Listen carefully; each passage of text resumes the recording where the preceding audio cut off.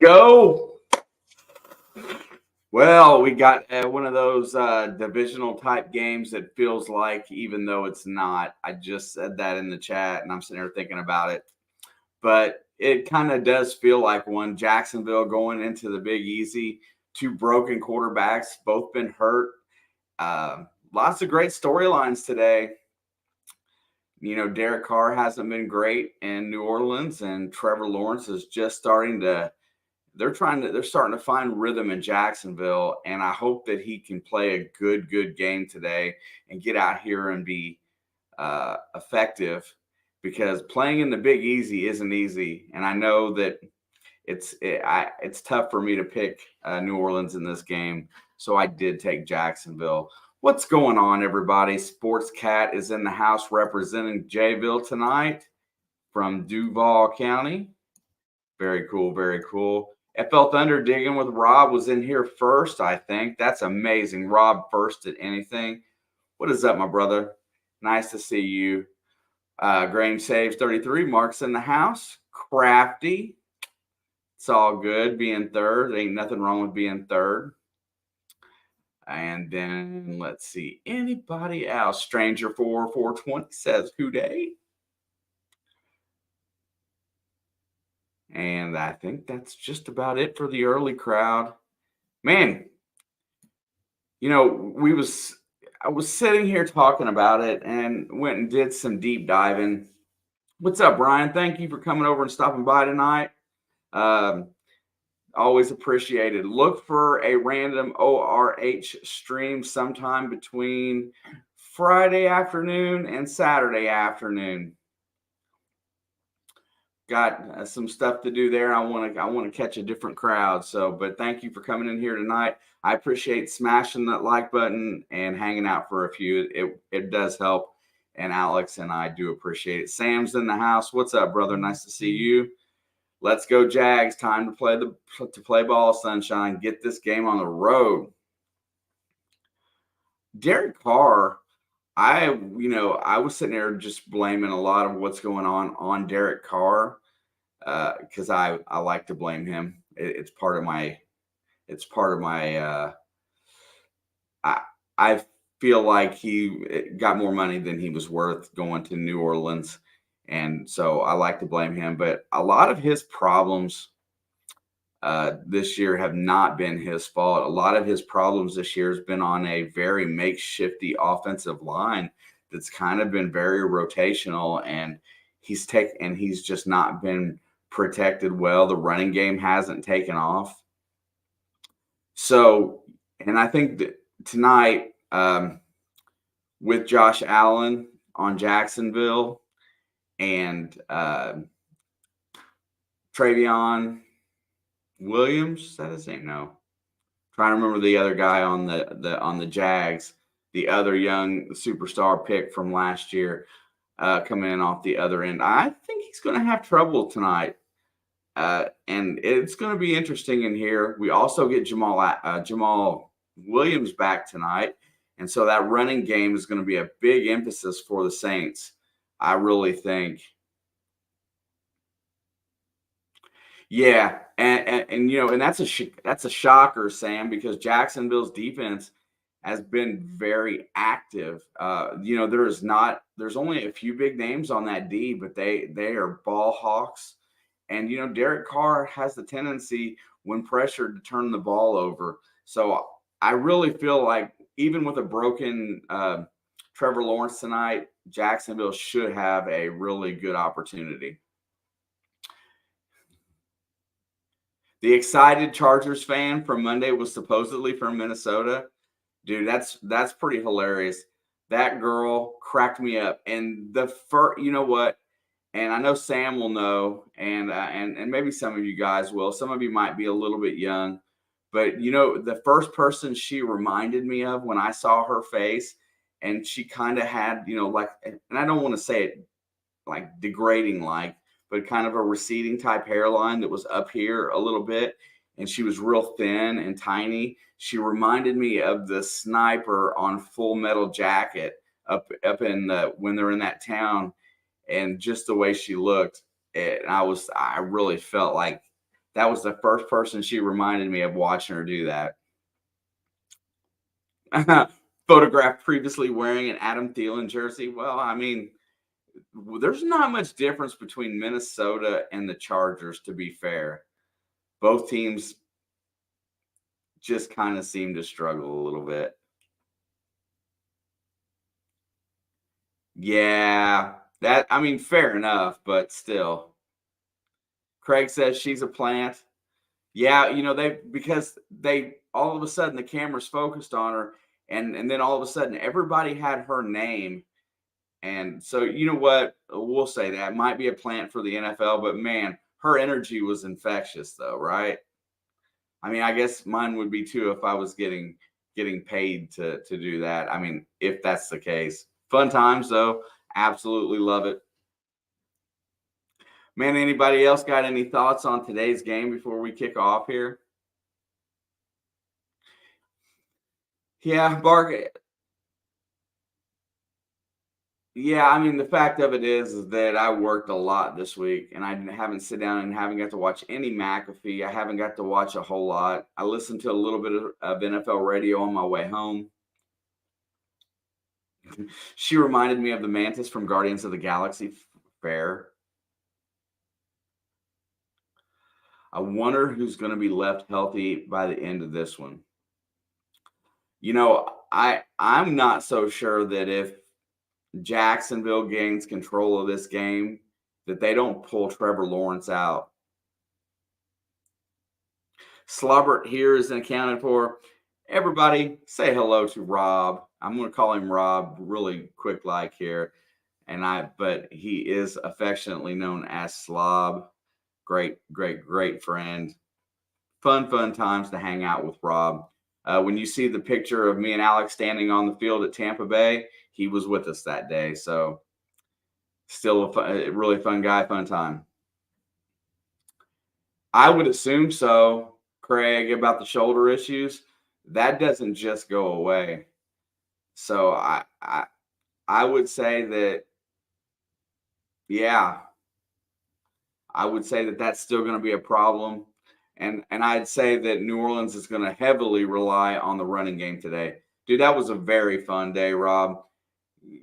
Touring an NFL stadium, watching Alex and Shelby get up on the pirate ship in Kansas City gear was even better.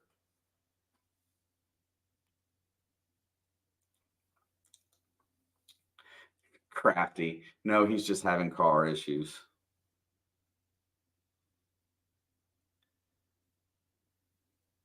I didn't know Denise then. Fair point, right?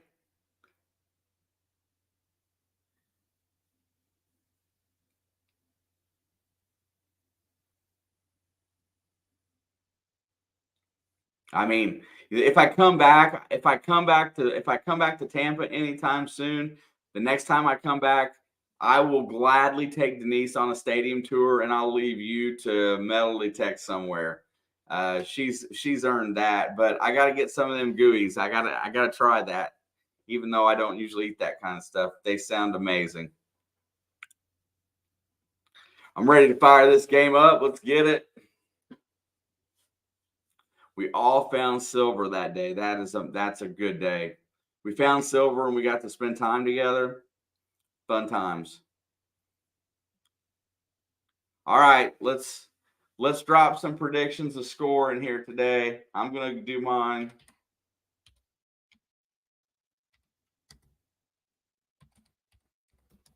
There we go. I'm going 27-13 Jags all the way. Yeah, I've got to get back to Florida because I didn't get it. I haven't got enough time. I haven't got to spend enough time in Florida. A lot of Jags picks in here right now. Anybody in here think New Orleans is going to win at home today? 54-14.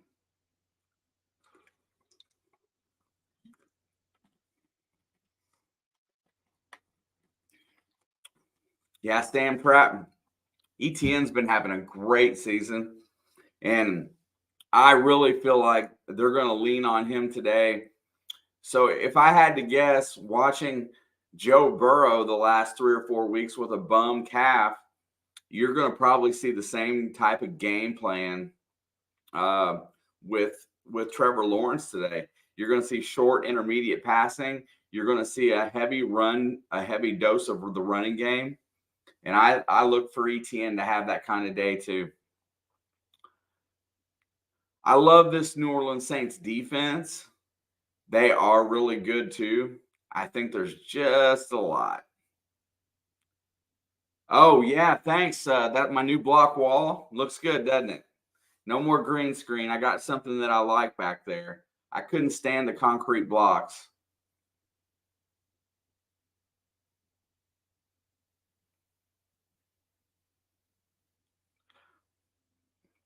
All right. Kickoff is through the end zone. And here comes Trevor Lawrence and the Jags onto the field today. Yeah, Crafty, I just feel like one's trending the wrong way and the other is starting to trend to look like a contender. And I think that'll probably come out tonight. But you cannot take anything away from this New Orleans defense. If they start hitting Trevor, he might be out. First down and 10, ball is at the 25, and that's going to be a handoff to ETN, who's going to try to get around the edge, and he's going to be stuffed for a loss, bringing up second down.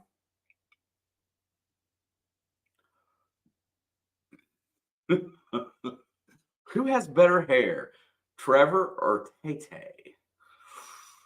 Man, I don't know. I think they looked a little bit the same. Trevor's a little bit more block-faced. Thank you, Rob. It's coffee time. They do need to get the running game going. Second down and 10. Lawrence is back to pass. He fires. What a catch out there. Down the sideline goes Evan Ingram. That ball was just thrown in that nice little niche in that zone. The guy underneath could not pull down the interception. It got right over the top. Yeah. Beautiful bird features right on. Look like soaring eagles.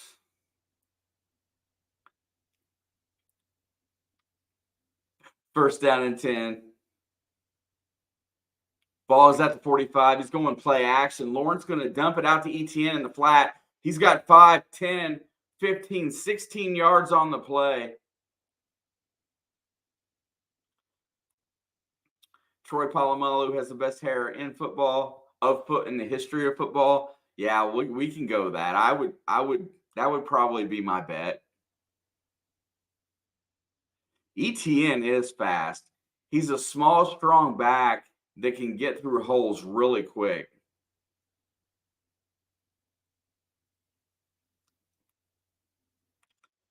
I wonder whose fault that is, Crafty. Is that his or the Giants? There goes ETN around the edge. He's going to get 4 yards on first down.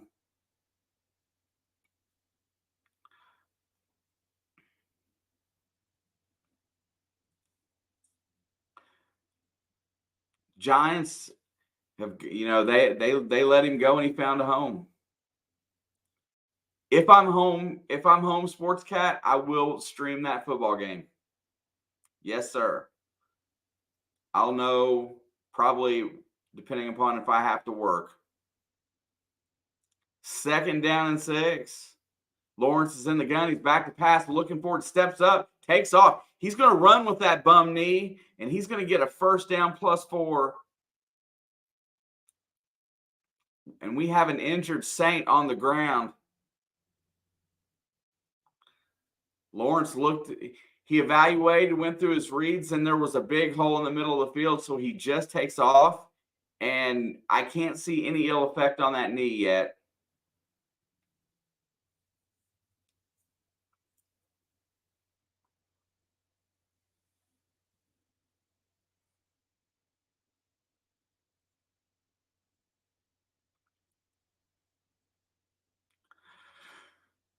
Waller looks like hot garbage. I think the Giants coaching is losing the room this year. Well, I don't think Darren Waller's hot garbage. And I know you said looks like, but I really got to wonder about who's throwing the ball.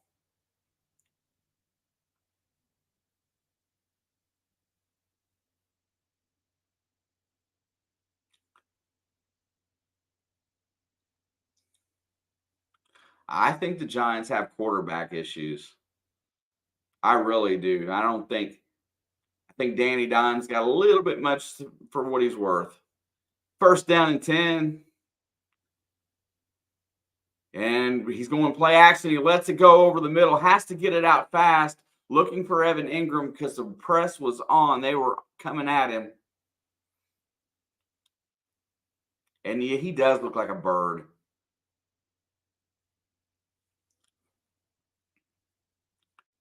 I wonder what his ancestry is like, maybe like Nordic.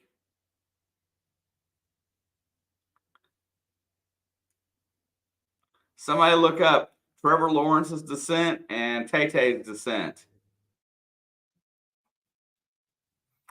He's going to flip it out in the flat, and that's going to be Evan Ingram on the screen. He's going to bring up third and about 5. I think it's going to be third and manageable.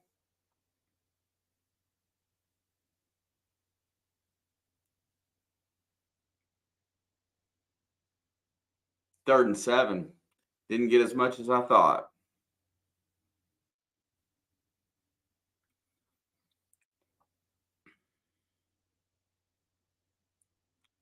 All right, big play for the Saints. If they can get off the field here, hold them to a field goal attempt. Lawrence wants the end zone big time. There's a snap. He's back to throw. Looks, fires over the middle, and that is complete. And that will be a first down.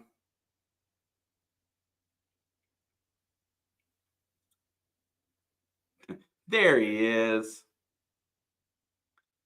Christian Kirk. He just splits the defenders and lays down. Stops and right in the middle, and he got hit. Bam.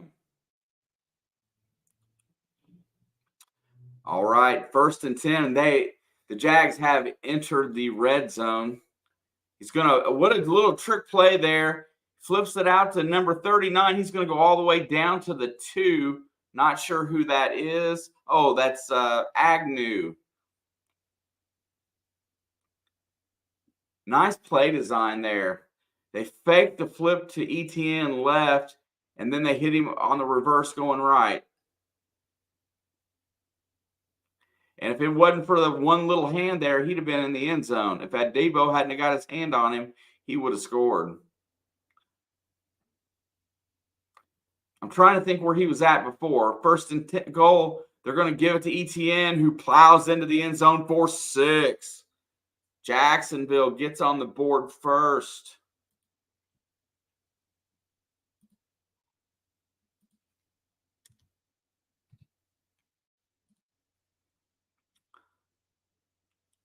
And that was pretty easy. Good push on that offensive line. ETN finds the seam and scores.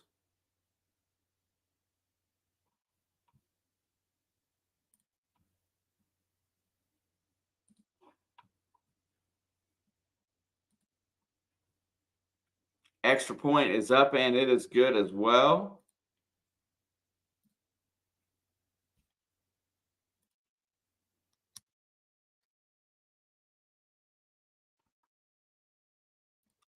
And we are set for kickoff here in just a second. Houston, by the way, has a 3-0 lead on Texas early in that one. And Arizona got the 2-1 win today against Philadelphia. I am not psyched about these championship series for the AL or the NL. I'm glad Houston's there, but beyond that,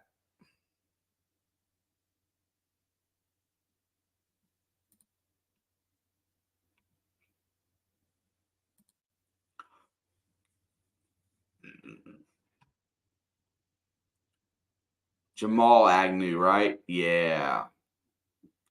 I seen the age 28, 7 years, been from the University of San Diego. Only his 6th reception this year.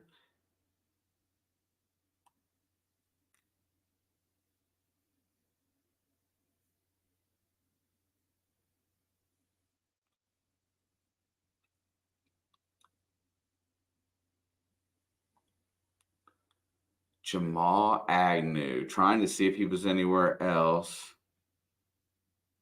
Career.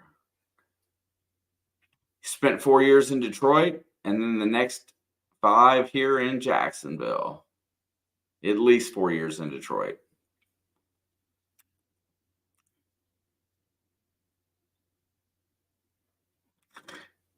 Yeah, Mark, you say that like it broke your heart.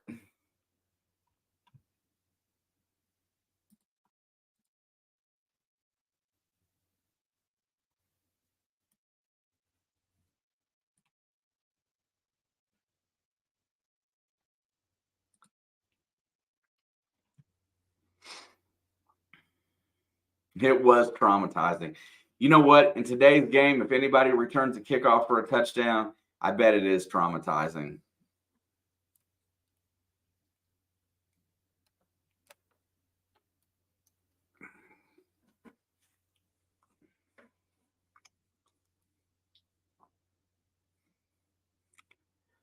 Dude, I'm sitting here looking at this, and we went, my wife and I went to New Orleans this year, and Bourbon Street doesn't look that nice when we were there.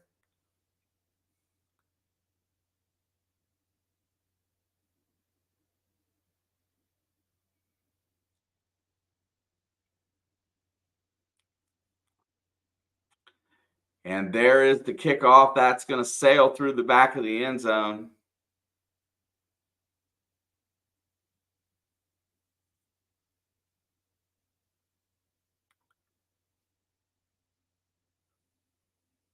D-backs got a staff this year. Yeah, I got to say that I'm rooting for them in the National League. All right, Carr's back in the gun. He's looking to throw, dumps it off, and it is dropped by Alvin Kamara on a 3-yard pass, bringing up 2nd down and 10. What's up, Chris? I hope the Jaguars win to avenge the loss we took to the Saints. Chris, you didn't lose to the Saints. You got obliterated by them. That's not even close. You got shut out. 2nd down and 10. Carr's back to pass. He's going to hand it off, and there goes Kamara through the hole, and he's going to get through there and get about 5, it looks like, maybe 6. Bringing up 3rd down.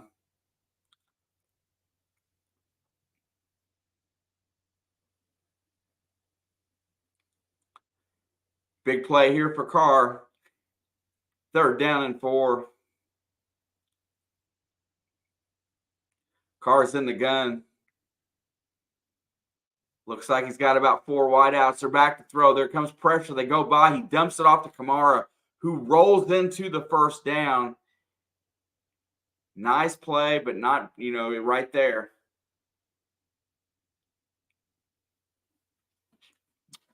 You know what? I don't know, Chris. It's, I'm fair weather, man. If you give me something to beat on you with, I'm going to do it as politely and fun and as much fun as possible. 1st and 10. It's going to go play action, and Carr's going to, that's Taysom Hill. He's going to get 7 or 8 yards on 1st down. I didn't even see Derek Carr switch out. Taysom Hill with the run.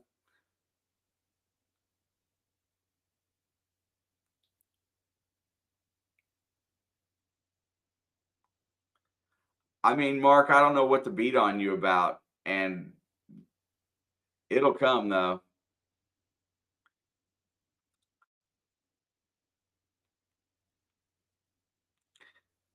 Second down and 4.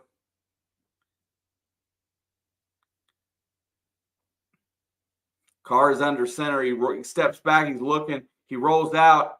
Carr actually ran for a 1st down. Oh, my God. Can't remember the last time I seen Derek Carr run the ball. I mean, I bet he doesn't have 20 yards all year if I had to guess.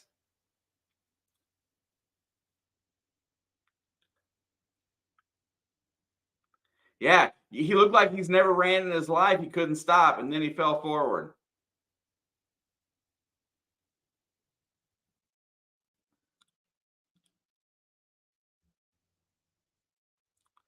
Okie doke. 1st and 10. They did cross midfield with that play. Carr is back under center. He's going to flip it out. There goes Kamara, who falls down behind the line of scrimmage, lost his footing.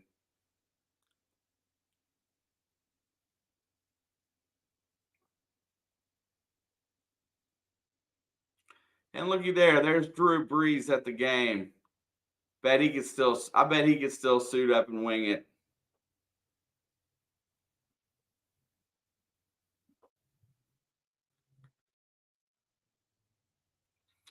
2nd and 11. Carr's back to pass. He feeds it. And that's going to be a first down run by number 12. And that's Chris Olave. Not been pretty quiet this year.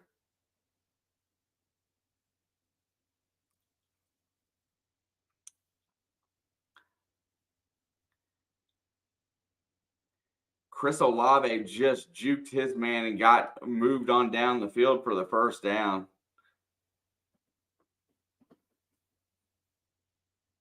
There goes Kamara again. He's going to get a little bit of a push on first down for 2 yards. Hey, Grange, at least y'all scored 3 points. You know how many times the Patriots have scored none?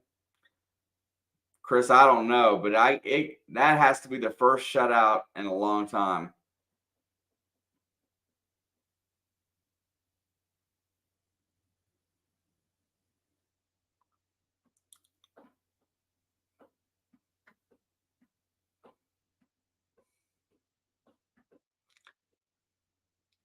Second down 7. Carr's in the gun. He's back, looking down the field, fires over the middle, and that is dropped by Chris Olave. The ball was a little behind him, bringing up a 3rd and long.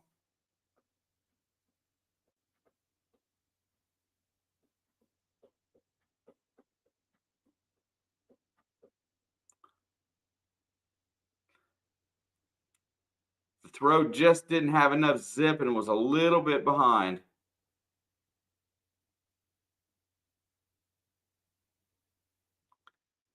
Third down and 7. This is a big play. Saints really need to put in for 7 here to stay in this game. Carr's back to pass. He's looking down the field, and that ball comes out, but it's incomplete. And they are going to have to settle for a field goal attempt as he gets hit on the release.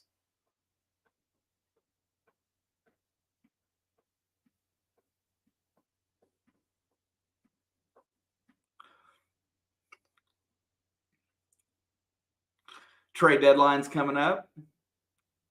Chris is recruiting for his Patriots.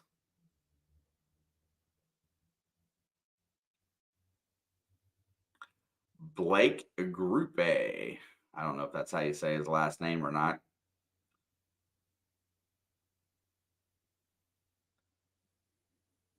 Yes. And he missed it. Oh my gosh. New Orleans needs a kicker. Craig says Patriots should get Judy. I think they need somebody to get him the ball first.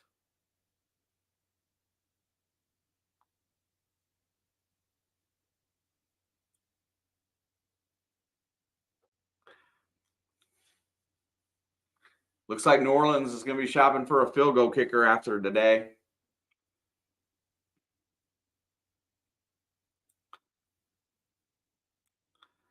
I think the Chiefs stole Mecole back. That's for sure.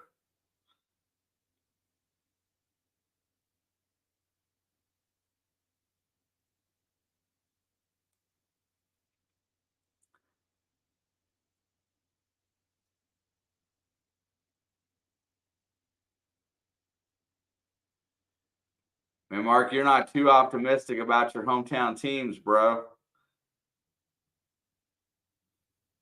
I like your Diamondbacks. That's just not my favorite AL or NL series. Yeah, that 29 yarder is hard to swallow, Rob. If you miss too many of those in a row, you're gone. It don't matter how good you are, they will find somebody else.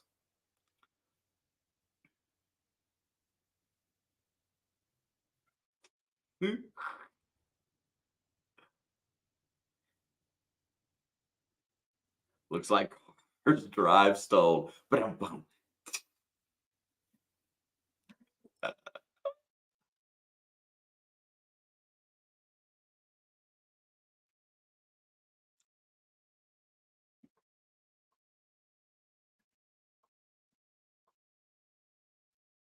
I like Derek Carr jokes, man.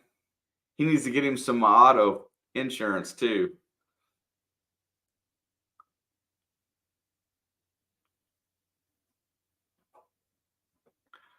Crafty, I'm going to go out on a limb and say I think you're wrong about the Niners. I think Jake Moody just missed that kick. He's pretty good.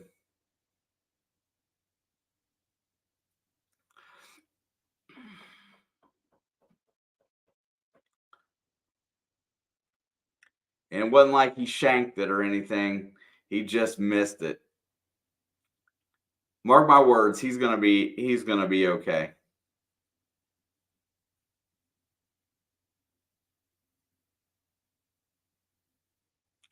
Did he miss two in Cleveland? Wow. I still think he's gonna be good. I'll stand by it. Trevor fires across the middle, and that is Christian Kirk. And they're acting like that ball is loose still on the ground. And they're giving the ball to the Saints. Was that a fumble?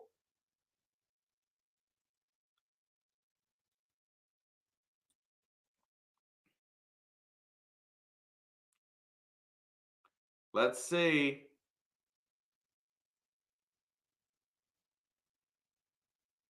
That is a fumble. If he was not down by contact, that's a fumble.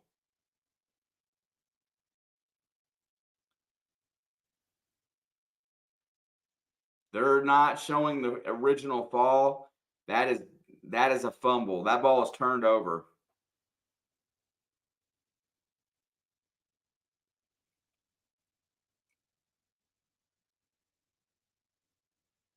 How did they not recover that with three guys in there first?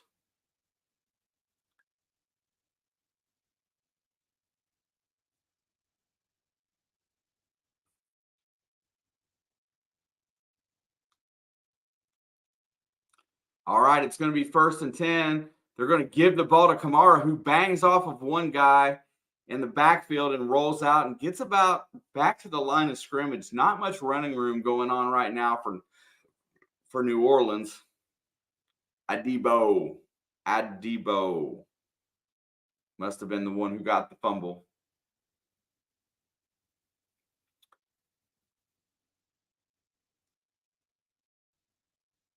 His spirit is broken. He's going to go the Blair Walsh route now. Nah.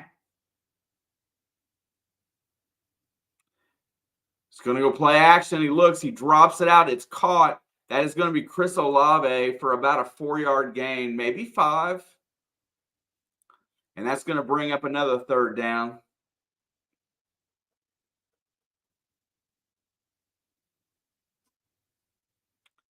Let's go. Come on.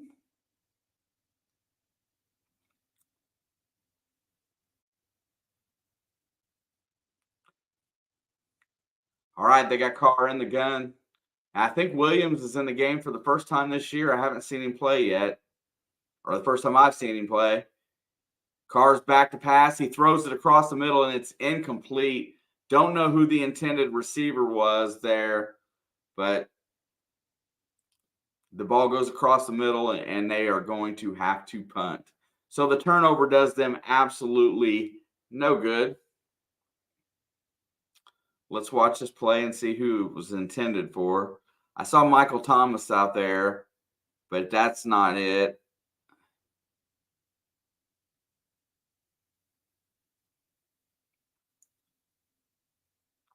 There's the punt.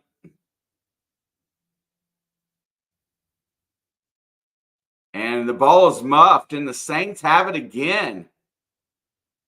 Same play as in that game the other day. Jamal Agnew is down on the ground. Yeah, and isn't that supposed to be a penalty, illegal hands to the face? I thought the only person that can stiff arm is like the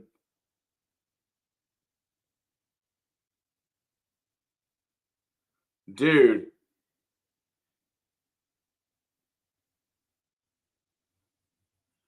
That's got to be a penalty, right? There's got to be something wrong there.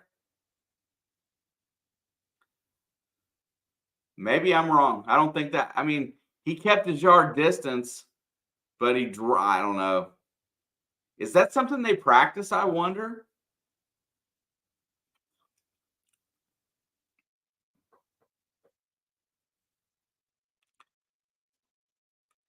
I mean, it obviously looks like holding because he's got the jersey all the way down there. You can make that call. I didn't, it didn't look like it didn't look like he had his hand in his face, but it looks like.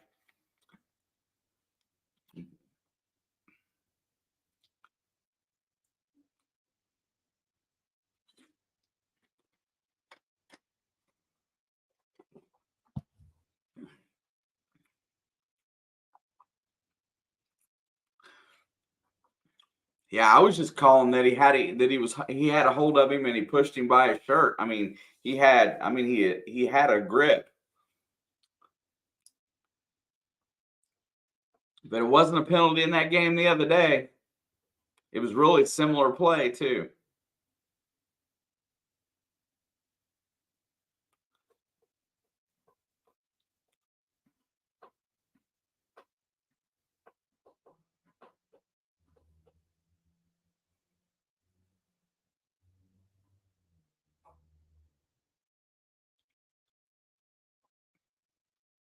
Yeah, I don't really know the rule per se there for sure.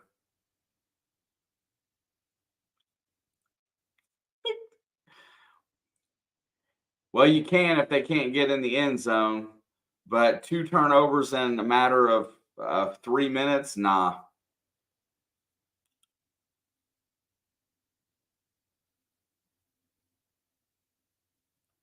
Replacement refs all over again. Dude, I think the refs are just bad all the way around. I'm not a big fan of officiating. They keep saying that they're calling a lot of these penalties to make the game safer, and yet, that play right there looked like that was probably the most dangerous play that we've seen. He can run him down the field and then just ram him into his own guy.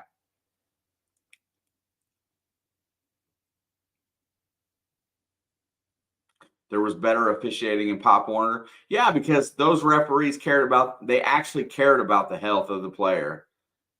They did, and they weren't getting paid. Agnew is going to run off the field. Thank goodness he's okay after that. I do not know what they're saying, but he calls for a fair catch. And bam, that is just.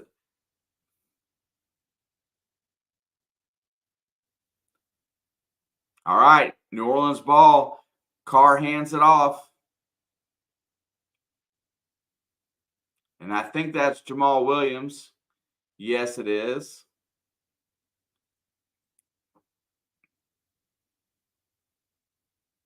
That play shouldn't happen. It really shouldn't. And I've seen it twice this week.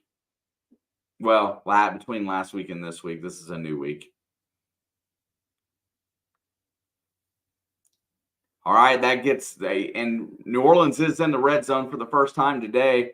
Carr's in the gun. He's back to pass, looking down the field. He flips it out to the screenplay to Kamara. Kamara has a lane. He's got blockers. He gets the first down and gets knocked down at the 6. New Orleans Saints, 0 of 5 red zone trips over the last 2 losses.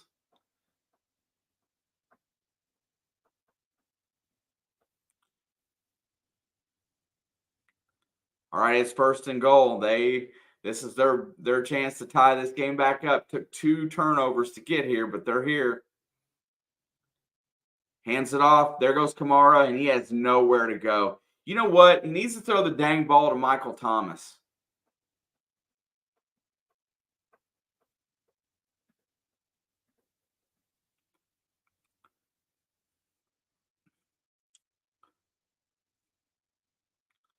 Michael Thomas is healthy, and I need some fantasy points.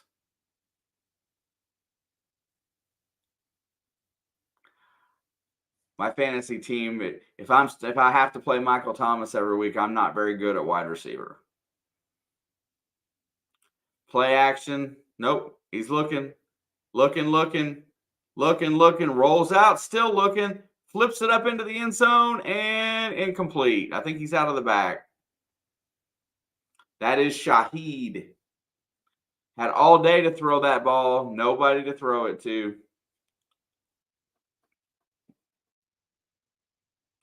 Nice grab, though. Just out of bounds. Good job getting 1 foot down.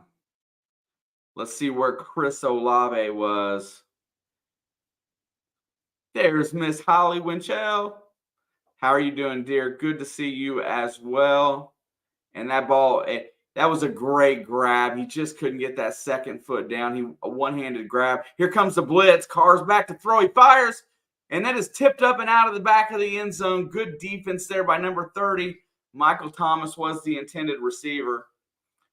You know, that had been the only time today I'd like to see Thomas get a catch. But actually, I'll take the loss in the pick'ems and let New Orleans win. It's good to see you. Glad you stopped by. Miss Alex, she's having some work issues. I love Miles Jack.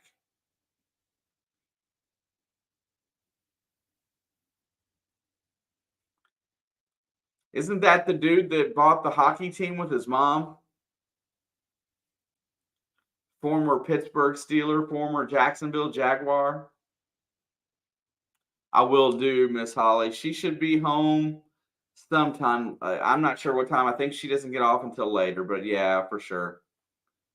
So trying to get in here and have some fun tonight by myself. It's usually more fun when she's here with me. If I'm not mistaken, Miles Jack, if you're talking about the linebacker for Jacksonville, he's the first African-American owner in the whatever hockey league that is, and he's got a team down there in Dallas. I thought that was really cool that he bought the team with his mother, and they're running it together. And I hope I got the right Jack too. Now I'm not sure. I'll have to look.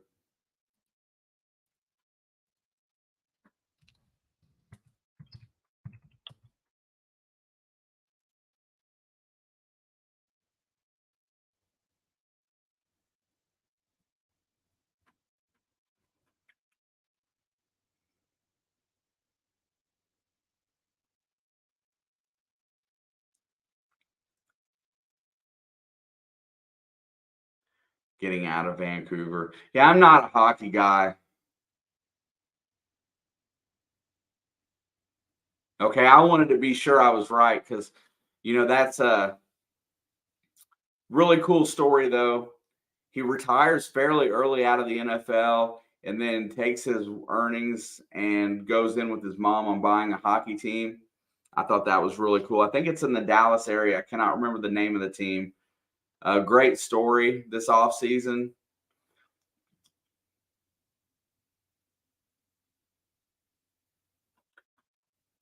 Yeah, my brain has a lot of useless information, but sometimes as I get a little older, I get names a little bit messed up on occasion, and I didn't want to be praising the right guy and saying it incorrectly for sure.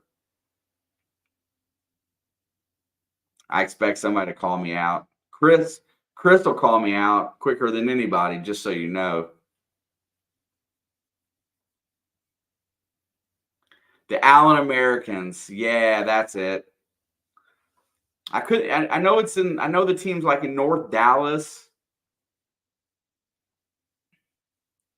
Yeah, the ECHL. Yes, I couldn't remember that part of it, but I think it's really cool.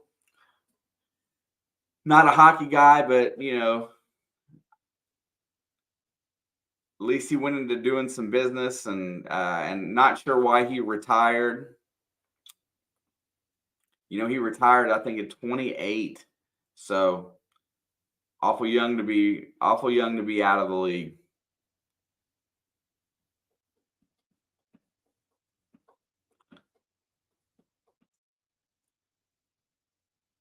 Now that I think about it, I think he played with the Eagles too.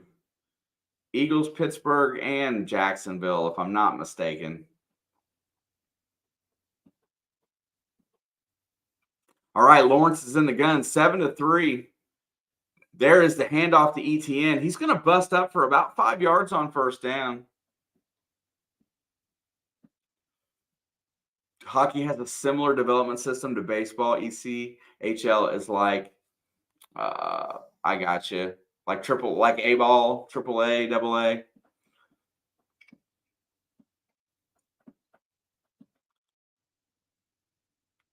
Man, I just think you got to get kids playing something. The more sports that are out there, the better. More opportunity. All right. Lawrence is in the gun. He's back to throw. He's going to hand it off again, and that's, let's see. I'm not really sure who that was. That's not ETN. And that's Bigsby. That is Tank Bigsby. That's his first carry for the day. He is the rookie. Trying to remember what college. Physical fitness is a very important part of good health. Diet is nothing without a little bit of exercise to burn them carbs, build that muscle a little bit. 3rd down and 3. Lawrence is back to pass. He steps up, he fires, and it's complete. And there's Christian Kirk with the first down on the outside. Yeah, keep feeding him. Craig's into fitness pizza in his mouth.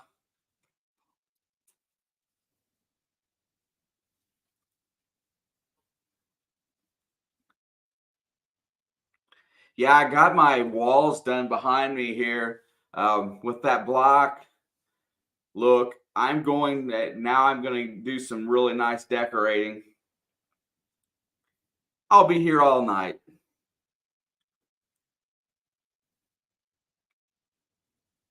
My mind just went dark after Craig said that. Come on, Chris. I know it's all good. Our brains are all go a little bit that way.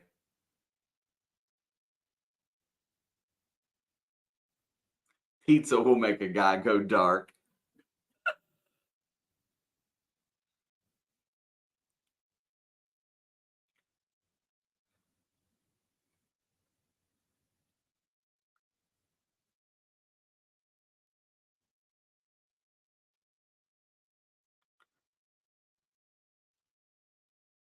Let's see.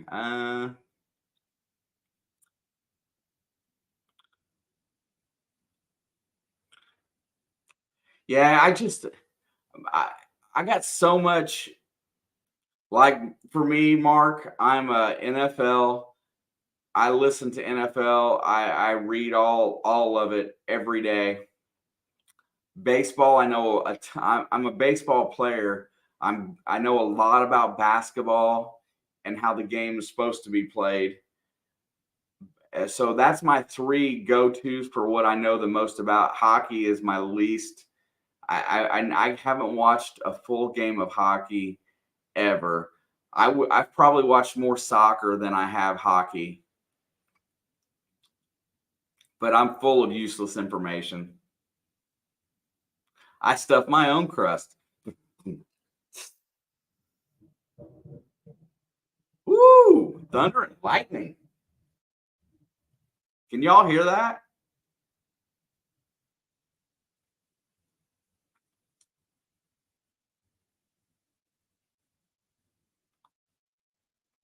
See, now I'm not an NBA guy for sure. I did college basketball. You want to see me fired up? Get me in here calling a basketball game. I love the fast pace. I treasure my Indiana Hoosiers. I got a pretty big, I got a nice following of Hoosier fans that's really cool. Alex and I generalize in football so much that it's really hard to get a bunch of different, we get a few Bengals fans, we get a few Chiefs fans, we got a few Green Bay fans, Patriots. Now, I mean, so we got a real variety with football because we just come in for every game. Oh, man, Holly, I think we stole one from your Jayhawks.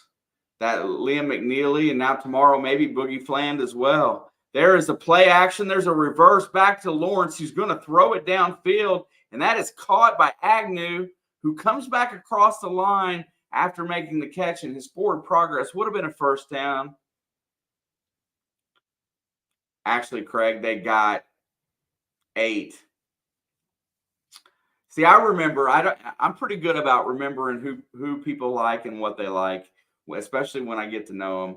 I think that's the best part about this here with the sports is that we get to meet so many different people. There's the handoff, and ETN is going to roll forward for the first down. We don't have to be. We come in here. We find different. We got different sports and we got different things, and we meet a lot of different people, and it's a little different. It's a lot more. It's a lot of fun. Because I just love excitement over athletics.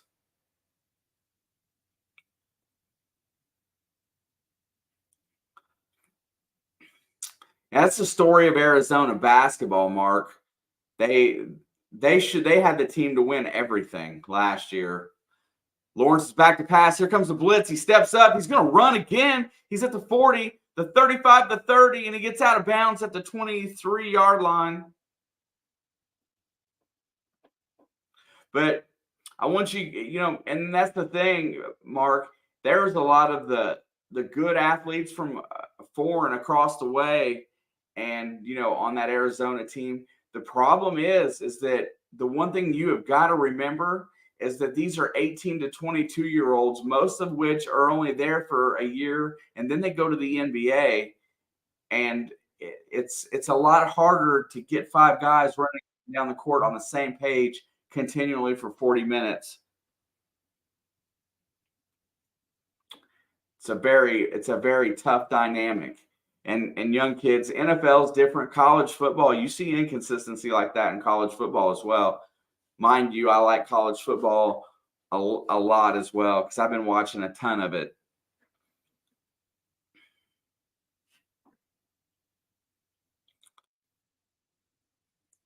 They're going to flip it out. There goes ETN on the left side. He's got a lane. He's at the 10, the 5. He's all the way in for a touchdown. Travis Etienne gets the score, and the Jags go up. Oh, shoot, y'all haven't been calling me out about my scoreboard or nothing.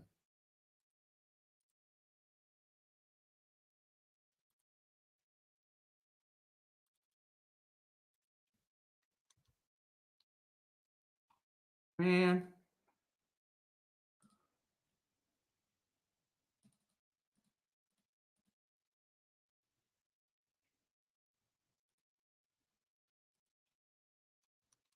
Kick is up, and it is good.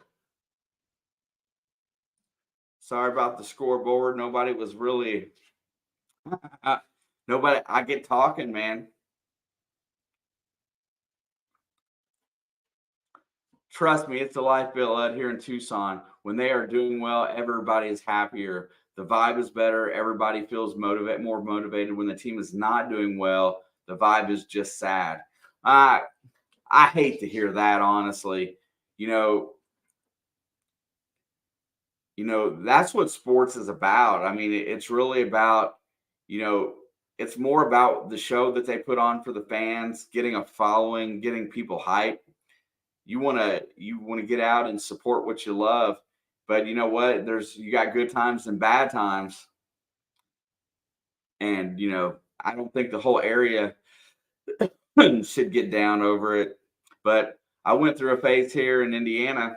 I don't live in Indiana anymore, but with my Indiana Hoosiers, when Coach Knight was forced out of that, we went through a series of coaches and almost 20 down years, and finally we've got the right guy in the position that's getting the right type of recruits and hopefully the right kids back in, and it's building a program back up. But where I live, you've got four fan bases that are very prevalent. You've got UC, you've got UK, you've got U of L, and you have Indiana University, and not so much a little bit of Notre Dame and a little bit of Purdue, some Xavier and Ohio as well. But you've got some really big time programs all within a couple of hours of here, and it's a great vibe. Where I live, they bleed Kentucky blue, and it's funny.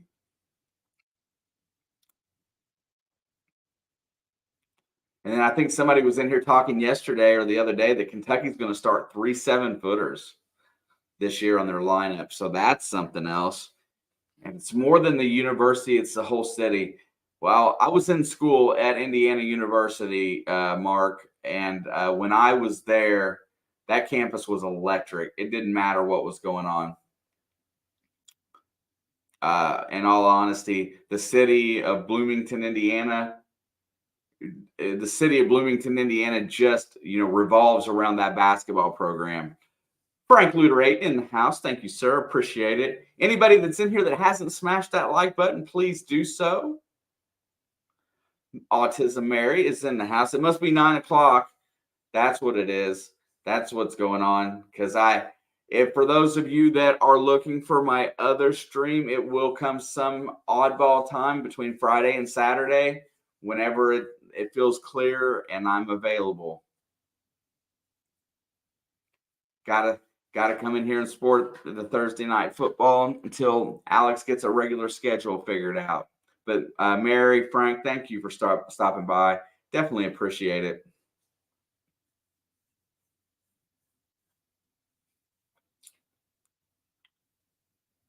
Yeah, college sports has that effect. And there's Carr. He's back to pass. He rolls out. He throws to the outside. And that is a catch. And that is Shaheed on the edge. Makes a nice grab. Goes out of bounds. I think he got about a 4-yard gain.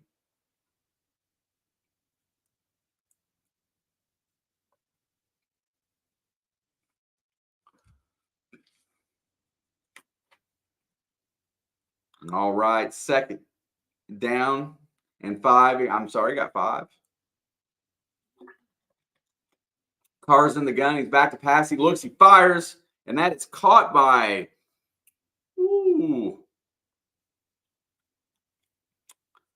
tight end number 87. I'm just trying to. Foster Moreau.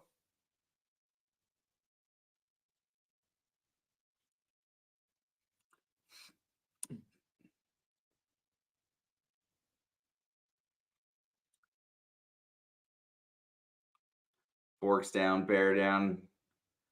All right, he's going to hand it off. There goes Williams on the outside. He's going to push forward. He's going to get about 4 or 5 yards on first down.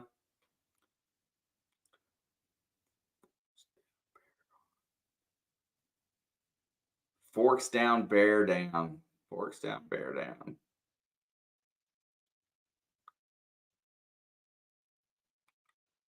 Well, going to games is always fun, Mark. I love it. All right, it's going to be 2nd down and 6. There's a handoff, and there goes Williams. He's going to push forward for a few more. He's going to bring up 3rd down and 3. Them Sun Devils versus them Wild Kitties.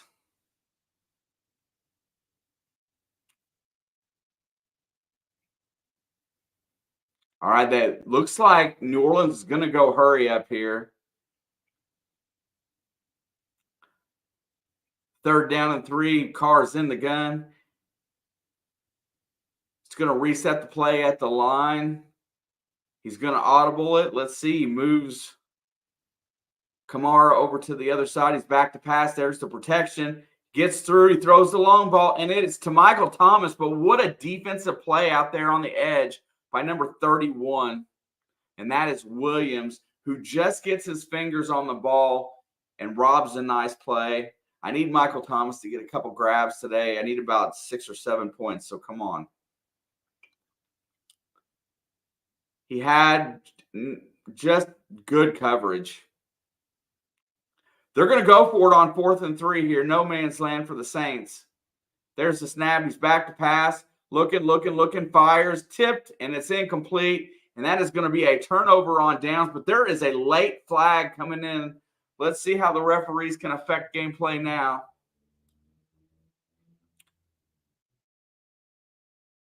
It's an offensive penalty, according to Doug Peterson.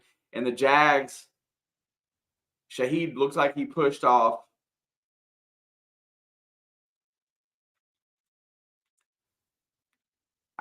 Those balls are underthrown, Craig, just a little bit.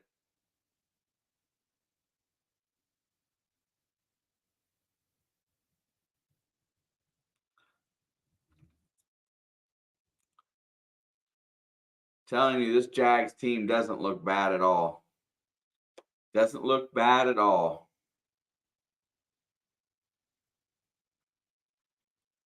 Oh, he's the one that got the OPI? I got you. I thought it was Shaheed for a second there.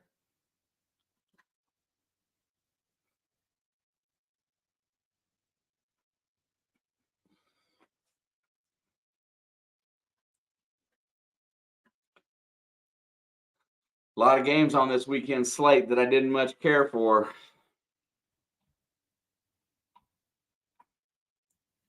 As we talk about that, let's look.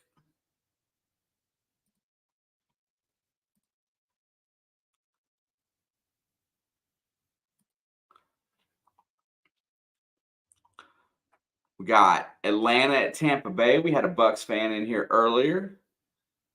Buffalo goes to New England. I bet Chris is feeling really good about that one. Cleveland at Indy. Much love, Miss Mary. Thank you for stopping in.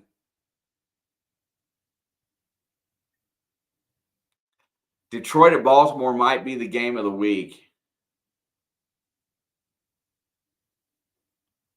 Las Vegas at Chicago. I think both are going to have backup quarterbacks. Probably going to be ugly. The Comanches going to the Giants. Arizona at Seattle. See how that one rolls.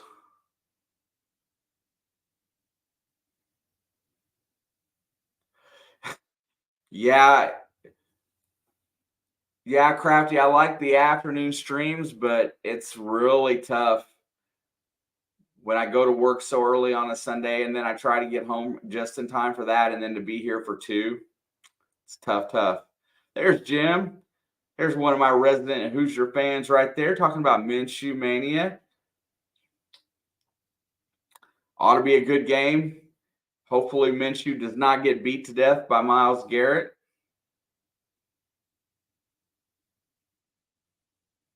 Yeah. You see, I struggled with picking that game, Seattle and Arizona, just because divisional matchups are tough. ETN gets blown up at the line of scrimmage. And we got a little bit of pushing going on after the fact here. Not a whole lot. Not too bad. Not like some of the other games we've seen here lately.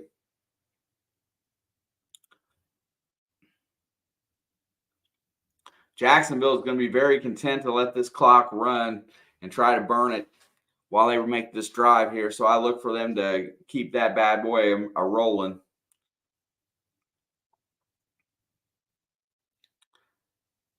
Kyler Murray was back in the building practicing this week for Arizona, which is good news for them. Lawrence is back to pass. It's tipped up in the air, and it comes down to the ground harmlessly.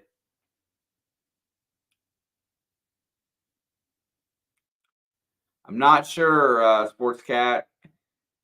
I'm not even sure if she's off work yet. So If she is, it'll be near the end of the third quarter, if I had to guess.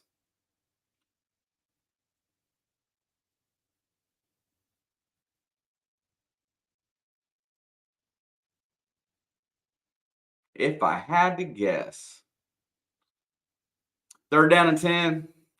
Ball's on the 45. Lawrence is back to throw. The blitz is coming, and he throws it. He has to get it out early. Did not give tight end Ingram enough time to make the play. The ball was in the wrong location because New Orleans sent the blitz.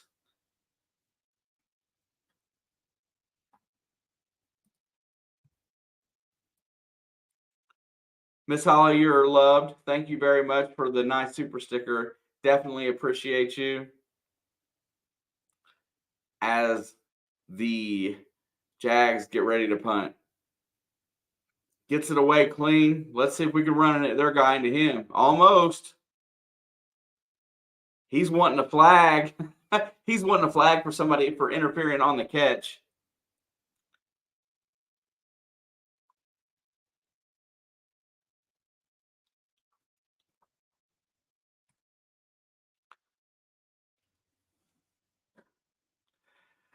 I don't know. She needs to be bringing snacks for me.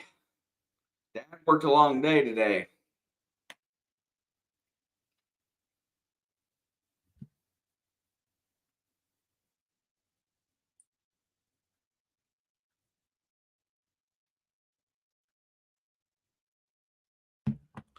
All right, here we go. Here we go.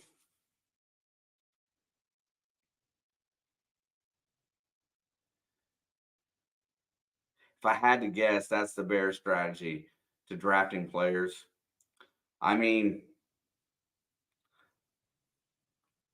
I don't know what they're going to do as an organization. All right, Carr's under center, and he's back. Sets up, drops it off to Kamara in the flat. Kamara's got a little bit of running room. He gets to the edge. He's at the 25 to 30, out of bounds at the 36-yard line. Alvin Kamara on the screen pass. I can say one thing, that there's an electricity in the air around here now.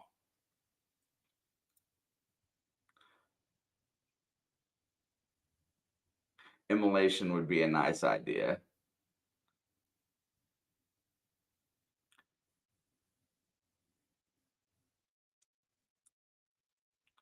Carr's under center. He's going to go. He hands it off to Kamara, but Kamara gets blown up in the backfield. Going to lose 3 or 4 as my Amazon Prime feed just went to crap.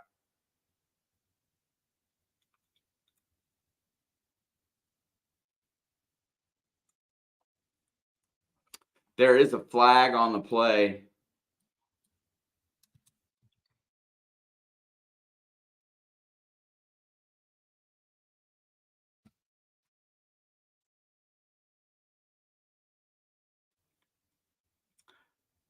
Yeah, use your head, basically.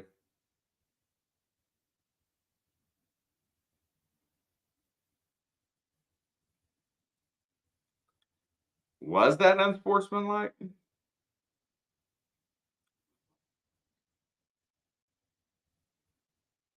Chicago should send their team to St. Louis and ask for an expansion team.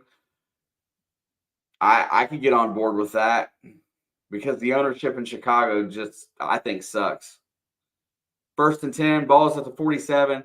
They're going to get it out to Shaheed on trying to get around the edge. He does get outside for about 4, maybe 5.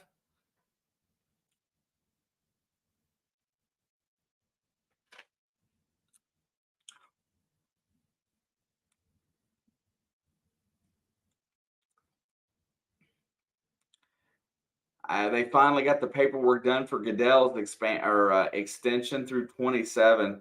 I look for him to try to get a division in Europe somehow. I really do. I think that's going to happen.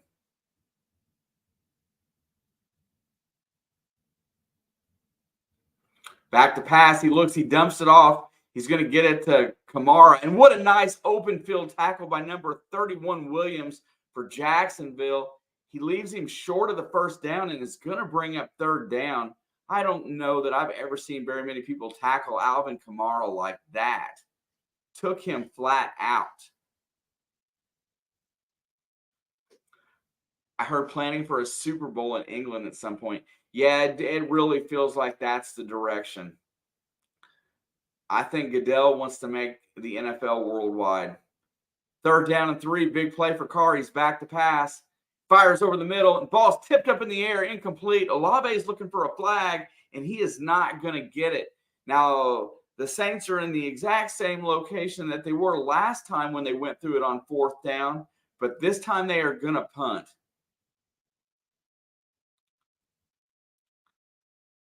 Herndon looks like gets the stop here. Let's see if that's interference. It's pretty clean. I think that's pretty clean. There is the punt. Let's see if you see the Jacksonville blocker just goes out of bounds. He gets nowhere near his guy.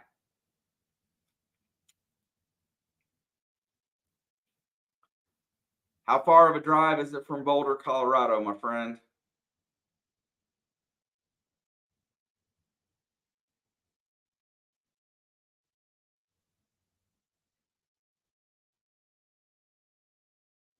Oh, a flight. Like I said, it's probably a pretty good drive. Does Colorado border Arizona?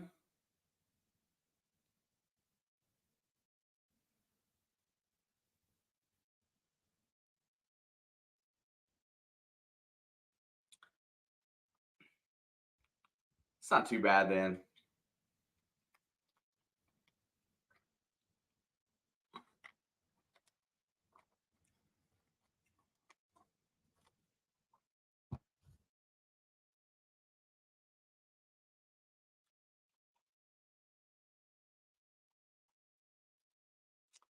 Back to Sunday's schedule, though. There's a couple games on here that I'm really not sure about. I've been on the road to Denver, and it took about 14 hours. Ouch. So I can get all the way to East Texas from here in less than that.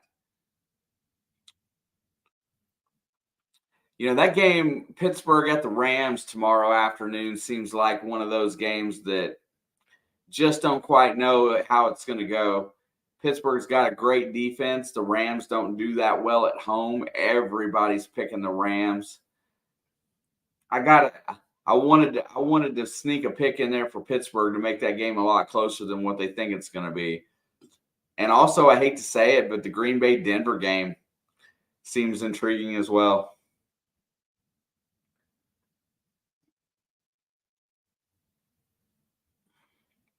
14 hours, I got to stop. I can't drive that long. My limit's about 12.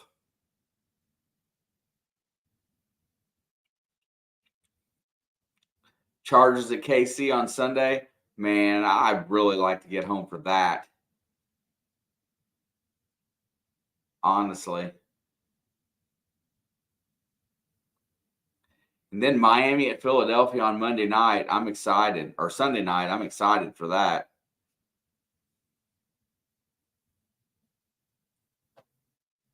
Your dad's a machine. I definitely want to get where I'm going when I start driving.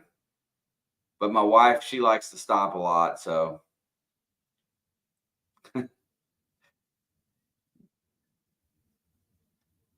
I'm excited for both of the late games on Sunday. There's the outlet past ETN. He's got a block. He gets to the 20, out to the 25, and he goes down at about the 26, maybe a hair short of that.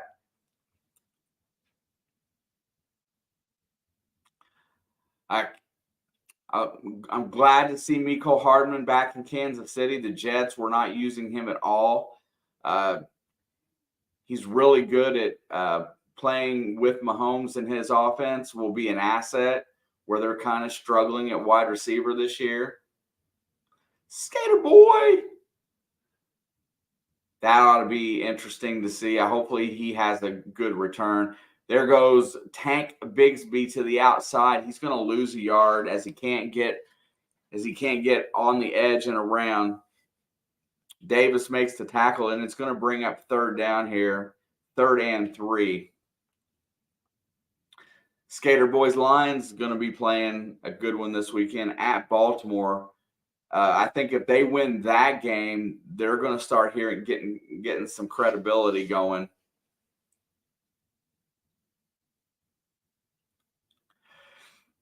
Yeah, I really feel like that the Jets, if Aaron Rodgers was still there, he might have got utilized a little bit. He was a very inexpensive pickup. I'll tell you a little bit more here in a second.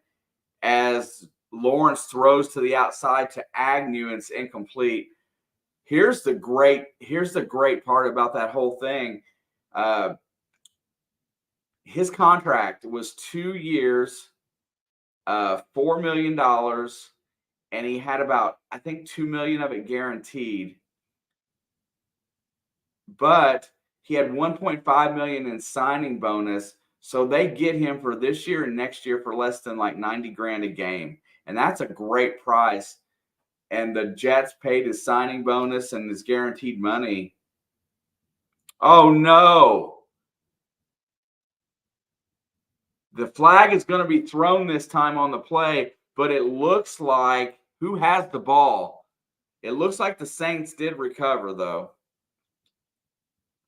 Yeah, so yeah, the contract is very inexpensive for Kansas City, and the Jets paid a majority of it. So basically, the Jets have paid almost I think they paid $480,000 in salary through 6 games this year. So they paid over $2 million. So for a season and a half, they get him for about $2 million total. 11 games plus playoffs and a whole other season. So worked out really good.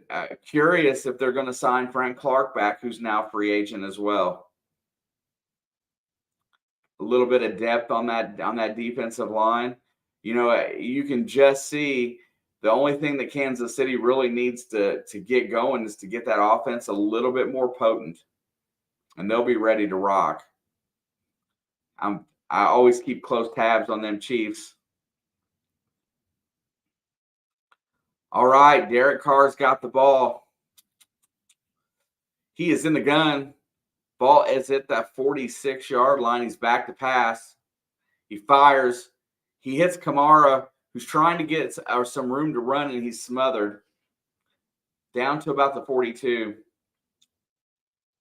Have mixed feelings about Frank Clark. Well, if you use him as a depth player for pass rush, he's really good at finding his way into the backfield. Maybe he doesn't get the hit or the sack, but for what he's going to cost, he's going to make a good depth player for somebody. 2nd down and 6. Carr goes under center. He hands it off to Kamara, who gets stopped and goes absolutely nowhere.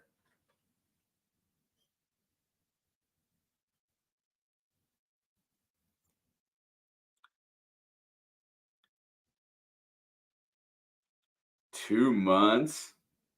Ouch, Mark. Well, I hope you guys enjoy yourself. I really do, my friend. 2 months is a long time to go without your girl. All right, 3rd down and 6. Big play as we've got 4 minutes to go left here in the second half. I think it's 4-down territory for the Saints. Their defense is playing pretty well. If they don't get it, I think they'll go again. Carr's under pressure. He lets it go. Kamara's going to be stopped 2 yards short.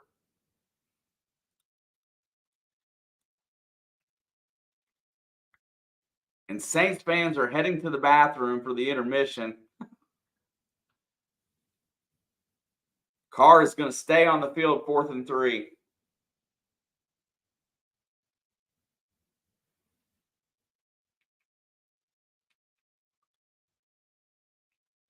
$15 on the play clock. Here it is. This is a big play right here. They changed the play clock up to 18. Carr's back to pass. He's looking downfield. There comes the rush. And Kamara is going to make the 1st down. He's going to dodge a guy. He's going to go out of bounds at the 21. And the Saints are going to get a 1st down here, almost to the red zone with 3:25 to go. The pressure was coming. He just got that ball off as pressure was coming from the outside. Just got that out of his hand in time.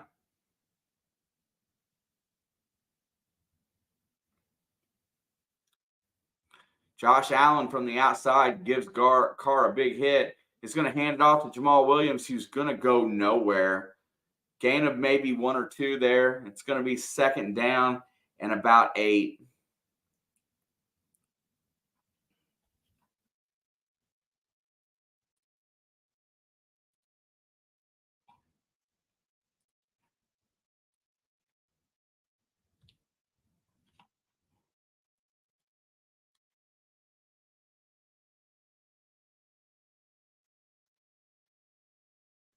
Second and 8. Carr's in the gun. Looking down the field, there comes the rush. He fires over the middle. The ball is incomplete. Intended receiver was Olave, and Carr threw a rocket that went right through his hands.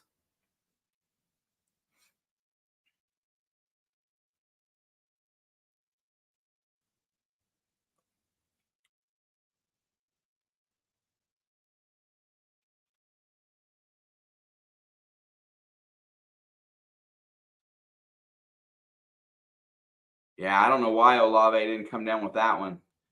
That was right there. Third down and 8.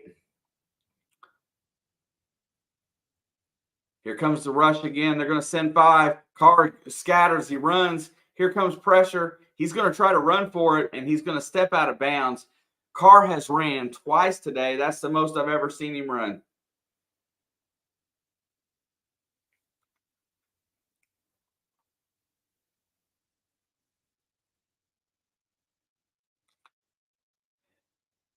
And Dennis Allen's going to send out the field goal unit again.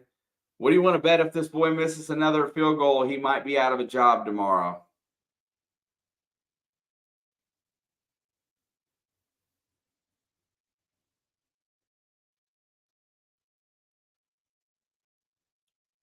Might be out of a job.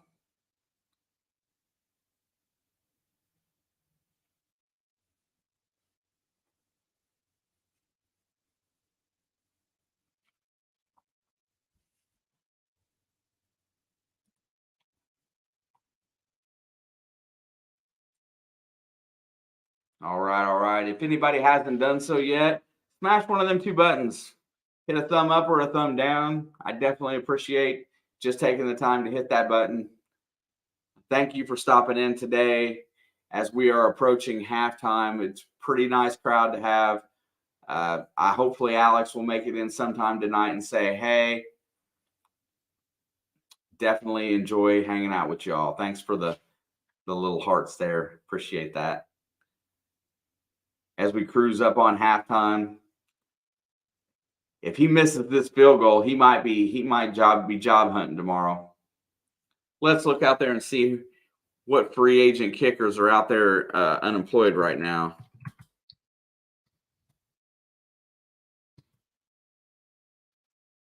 Oh my gosh, Robbie Gould. No, wait. Yeah, let's see.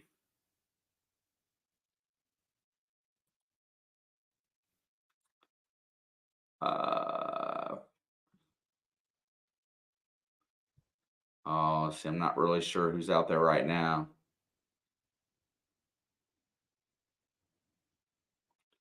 Let's see. I see Cairo Santos, Greg Zerline. No, he's kicking. Why do I see him as let's look at 23. See who's out there.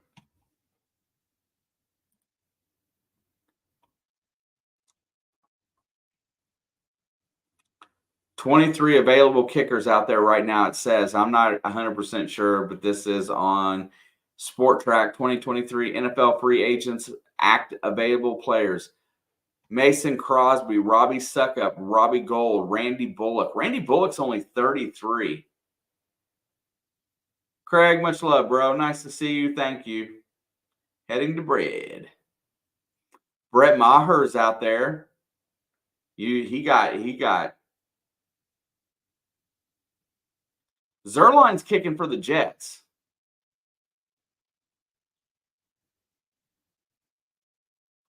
All right, here it is. Kick is up, and he might save his job for another day as he hits this one straight through the uprights and gets 3 points for the Saints. And that's going to bring them to the grand total of 6.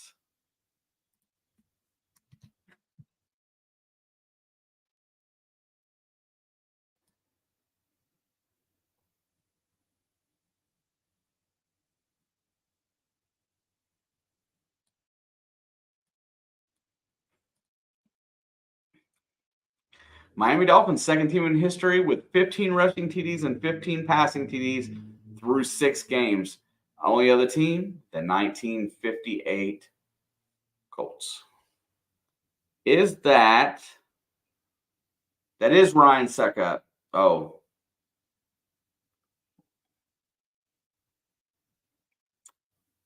Let's see. Yeah, and then and I know Tristan Vizcaino, he's still there. Zane Gonzalez is still there. But yeah, there's some decent kickers still out there. Rodrigo Blankenship. I mean, if I was a kicker that didn't have a long-term contract, I'd be a little bit worried because there's some good guys out there. You know, kickers can kick into their 40s. Robbie Gould is the oldest one on that list at 40. Ryan Suckup, Mason Crosby, 36, 38 respectively. Randy Bullock is only 33. I'm surprised he's not on a roster.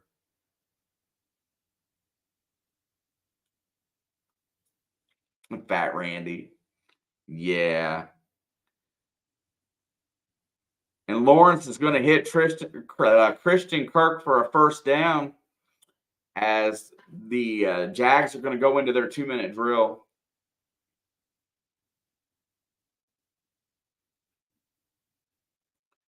I feel the same way about my Bengals kicker. What's up, Kay? Thank you for stopping by. Love everybody to smash one of those buttons down there, the thumb up or the thumb down. Don't care which. I'd prefer the thumb up, but you know, it's all the same. Lawrence is back to pass. He fires. He's going to hit Ingram, who's going to get outside for another first down and get out of bounds. I'm in Baltimore. We got 3 hotels full of Lions fans in Baltimore. That's cool. Just don't go out in the streets late at night because it's pretty rough.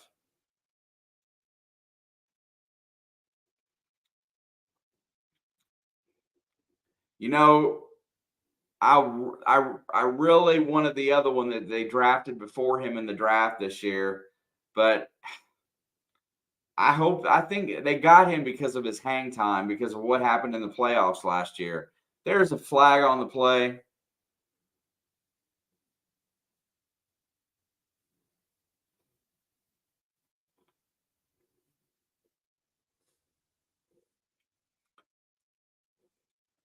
Yeah, you get out there in Baltimore. Hopefully, you're in a decent area, honestly, because Baltimore's a pretty rough town. I got friends that live there, and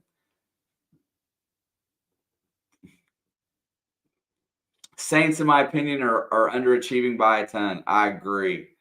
They've got a pretty talented roster. I think they got a mediocre quarterback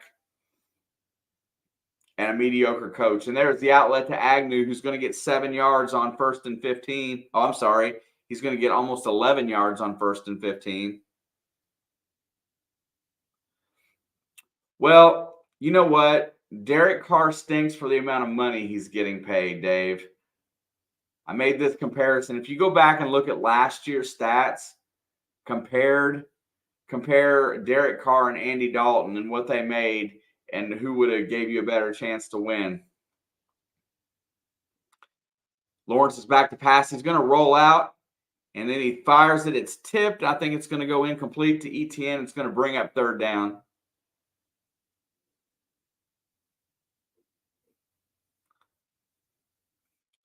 Yeah, I think so too. I think that they have an opportunity.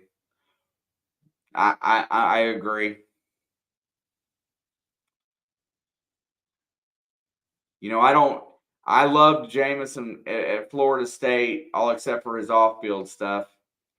But I thought once he got his eyes fixed and stuff like that, that he would develop into a good quarterback. And I think Sean Payton was on the path to getting there. He just didn't stick it out. And that's going to be 3rd and 4. They're going to get about a yard or two on that play, and that's going to leave them short. But I think they're going to stay on the field here. Maybe.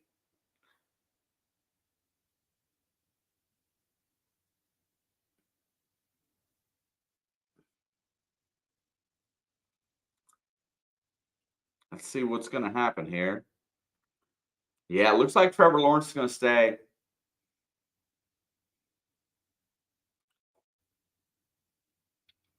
I would rather use the pick on Zach Kuntz over Brad Robbins.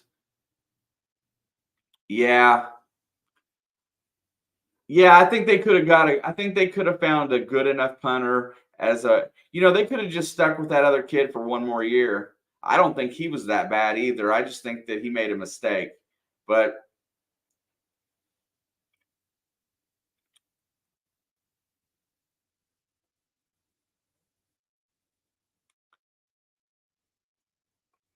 are they going to go the fake? Kay says it's a first down. Yes.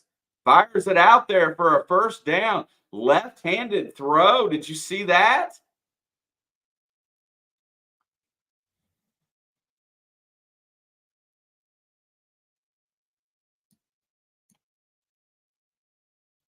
Clock continues to run with the first down.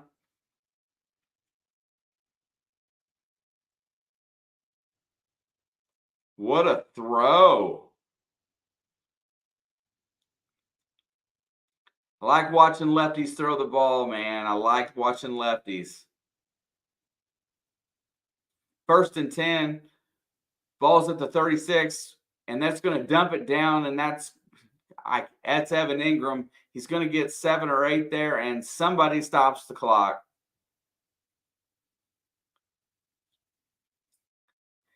Yeah, he sold the motion for the punt and had a wide open receiver. Oh, Alex's cat has to make his debut of the day. There you go. Say hi, kitty.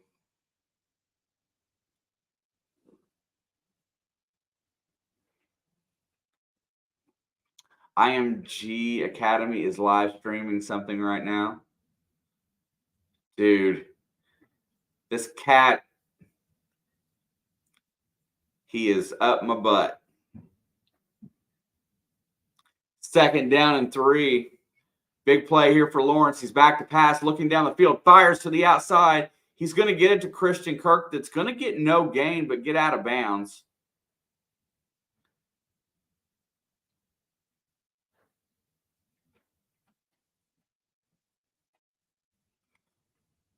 It's going to bring up a 3rd and 2. Ash.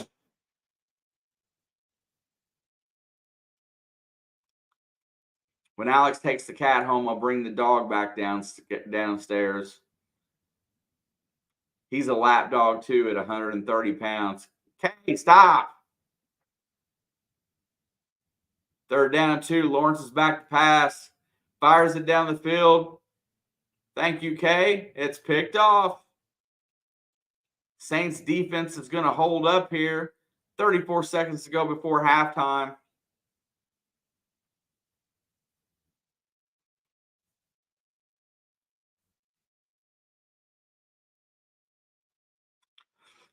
Secondary for New Orleans and defense has been pretty good. 14 points at halftime is not a bad job by that defense at all.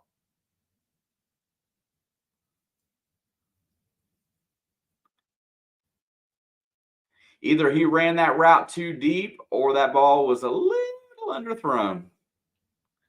And Trevor Lawrence does not have the zip on his ball today like he has previously. Kitty, say hi.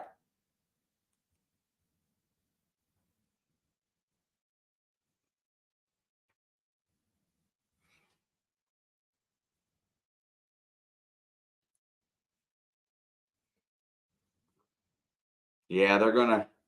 What's the review for?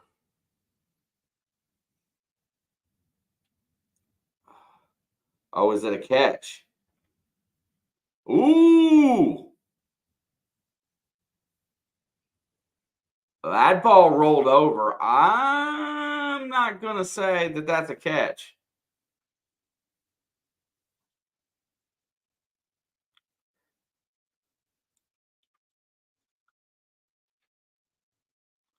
Let's see what they rule on this bad boy. There's a great view. Ball is in his hands. He's got his hand in there. That ball moves. It hits the ground. When the play hit the ground, the ball moved. I think that is going to be incomplete. Yeah, see it roll over on his arm? That is going to be really close. Bam. Yep. So the Jags are going to survive this turnover. And what are they going to do here? Are they going to go for three? Looks like they're going to probably go for three. Fourth down and 2. They have 2 timeouts. I'd go. You just got gifted the ball back. There is Brandon McManus on the kick.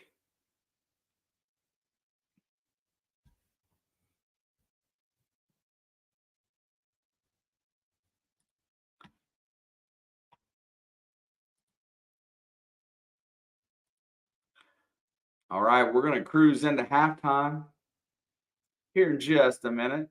Let's see if McManus can knock in this 42, 43-yard field goal. Kick is up. It looks straight, and it is good. 17-6. Jacksonville with the lead.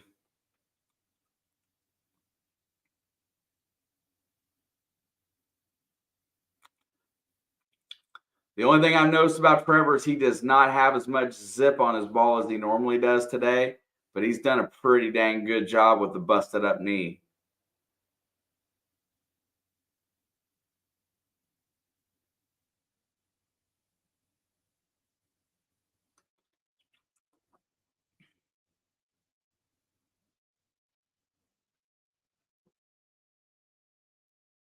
And it's got to be the knee.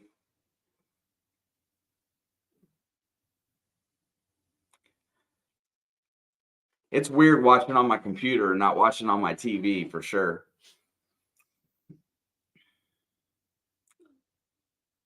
Lawrence has a messed up shoulder too. I didn't know that. Thought he just had a. I just thought that on the injury report was the knee.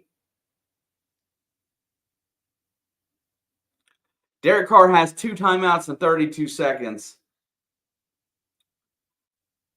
Are they going to let him throw the ball?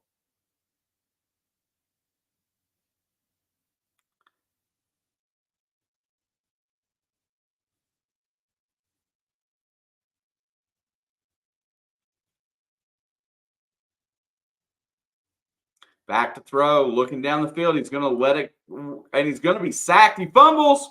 That's picked up in the backfield. Oh my gosh, that was almost a disaster. As Derek Carr is strip sacked and the ball comes flying out.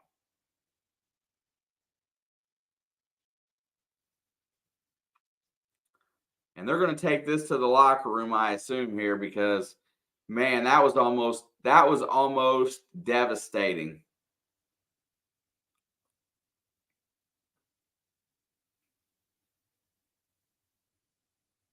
Josh Allen gets the hit from behind, and is that Smoot that cleans it up and gets the strip.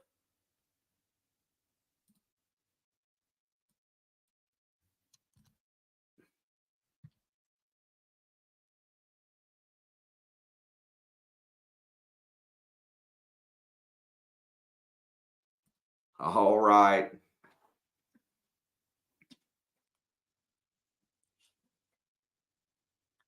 Michigan is going to hurt Michigan State this Saturday. Agreed. Do you think that that Harbaugh and company stealing signals, and now the NCAA is absolutely telling other teams that it's happening? Think that's going to hurt him? Night game. Ah, I mean, you think it's fake? I mean, I'd like to. I wish I knew the truth, but pretty interesting. Is Dennis Allen unemployed at the end of this season? I'm going to say probably. If they don't win the division this year, I'd say Dennis Allen's going to be unemployed. He'll be a DC somewhere or an OC. I thought he was a DC.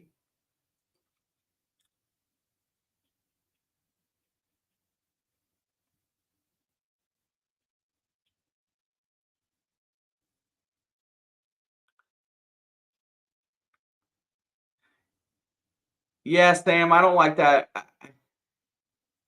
I don't like the rule that only the player that fumbles can advance the ball.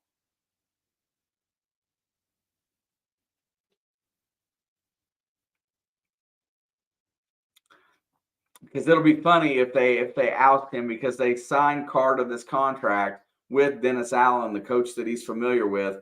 He gets him for 1 year, and then the coach is gone. Just like he got 1 year with Josh McDaniels, and then he was gone.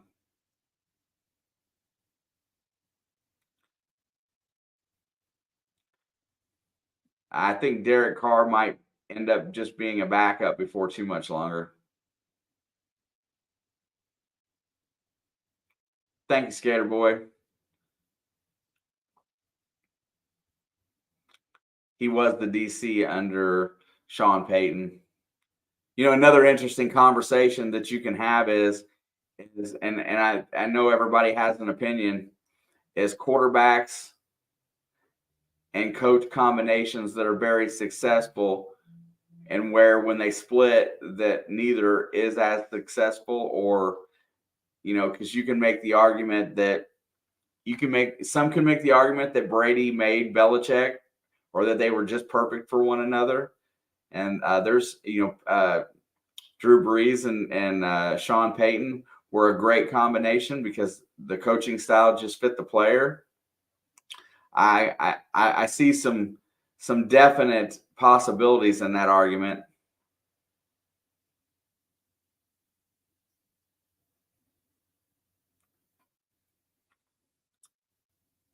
Jesse Minter might be a better DC. He's Michigan's, and he hasn't allowed more than 7 points this season. Yeah. After that game, after that first score against Indiana scored against them, they shot it down.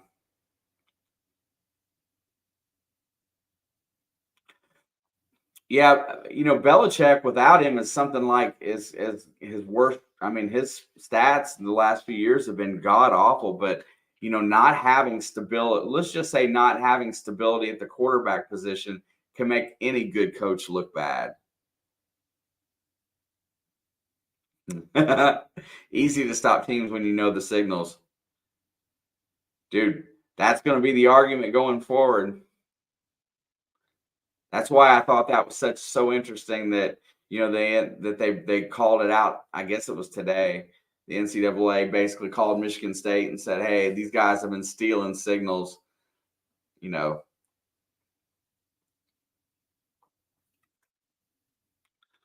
Harbaugh has got a monster of a team up there. They're deep and they are strong. They should definitely win the Big Ten.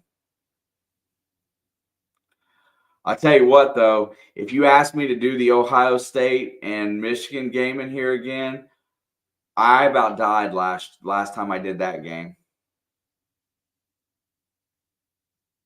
Has a quarterback been associated with more named games than Stabler. I mean, the Immaculate Reception, the Sea of Hands, the Holy Roller, goes to the post.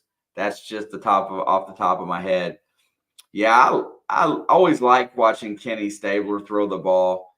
He spent a lot of time with the Raiders and the Oilers, and neither of which were my favorite team to watch. So I was always on the downside of him.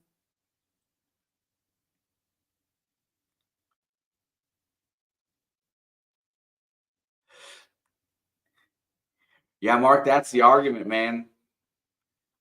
That is the argument. Grange, the Houston Oilers, which are now the Tennessee Titans, before the Houstons had Texans. I know you know that.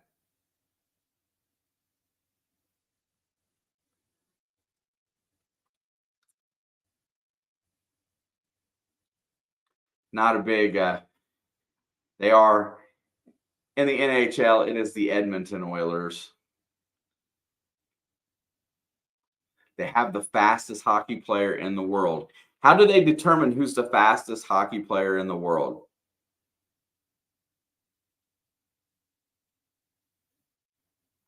What's the criteria?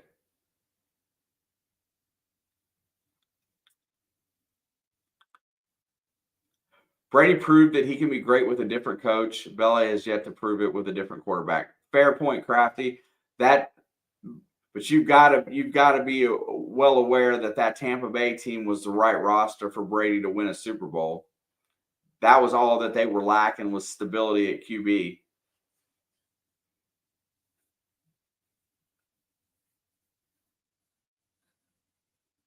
I got you. They have a race at the All Star.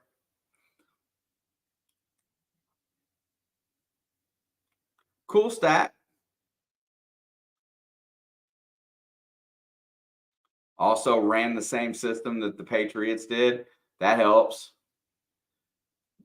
You know, the things that you can't take away from Tom Brady is hard work, dedication.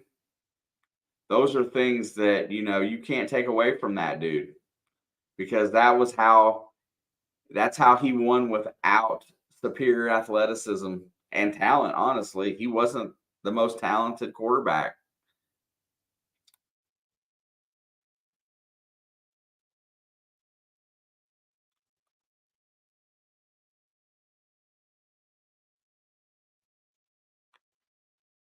That park that they're showing right now in New Orleans, we walked right by there several times. That place is like a homeless camping ground at night.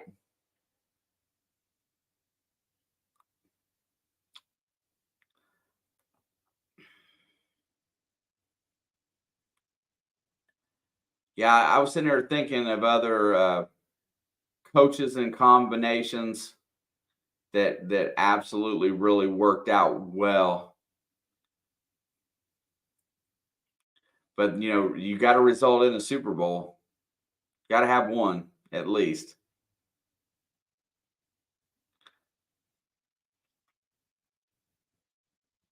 I guess you could make an argument about Roethlisberger and Tomlin. I mean, the only other AFC quarterback that did really well.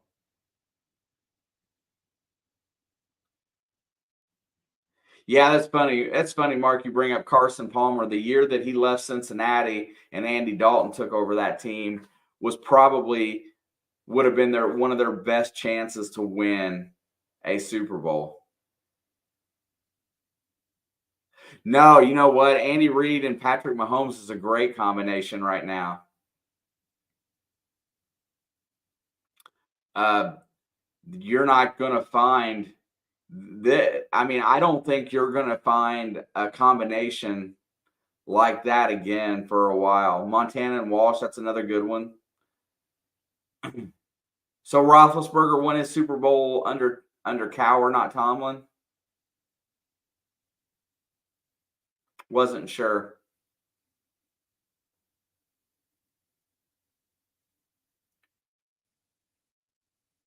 Bill Cowher was a good coach. I think Mike Tomlin's a really good coach. Sirianni and Hurts, that's not a great combination. He won one under each. Okay. See, I wasn't sure how that played out.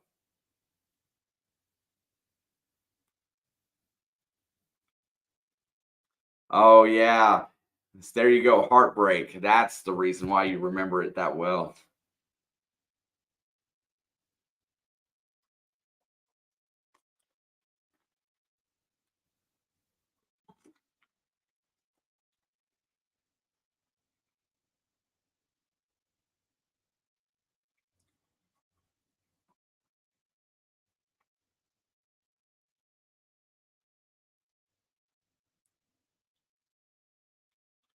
Jones and Aikman.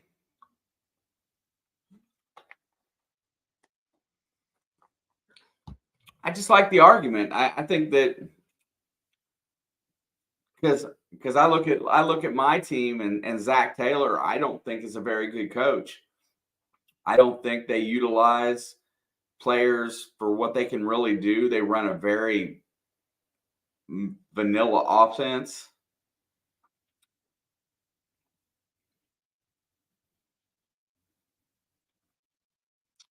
Don't know. Andy Reid's son who hurt that girl before. I'm not sure. Johnson and Aikman. Yeah, that's a pretty good combination. Jimmy and Jerry mixed up. Gotcha. What's up, Mostly? Nice to see you, bro.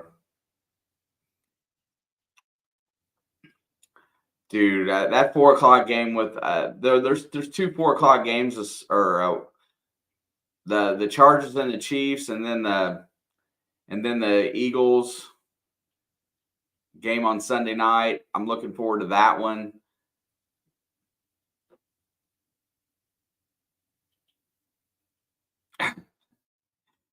Jones and Aikman is what Jerry wished that combination was. Yeah, probably so.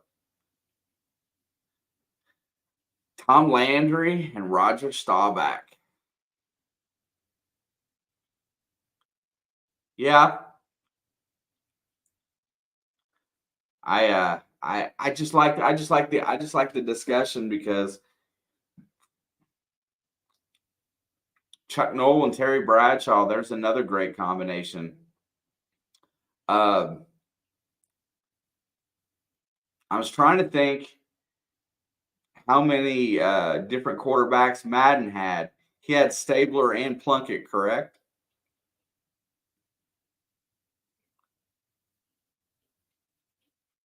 Lombardi and Starr. Bart Starr was a stud, and the flipping trophy's named after Lombardi. So guess what? How about Mike Ditka and Jim McMahon?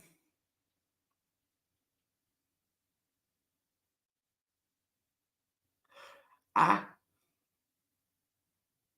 Holmgren and Favre. All right, here we go. Kickoff is underway, and the Saints are going to get the ball first, and the ball goes through the end zone as we start the third quarter.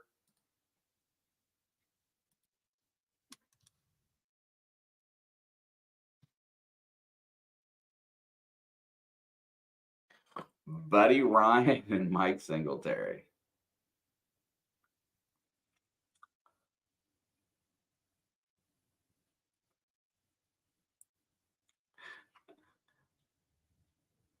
Hey, Lombardi's who the trophy's named after, or the Super Bowl's named after. So guess what? Carr's back to pass. He's going to let it go down the field, and he hits Chris Olave for a 14-yard gain on first down. And the Saints start off the second half with a nice completed pass.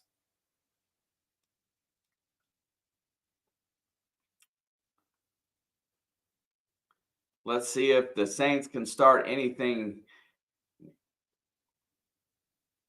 in this second half to get them back in this game.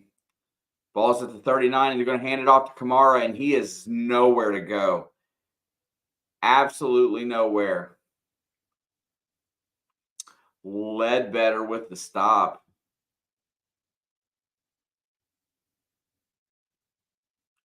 I'm just here for the commercials.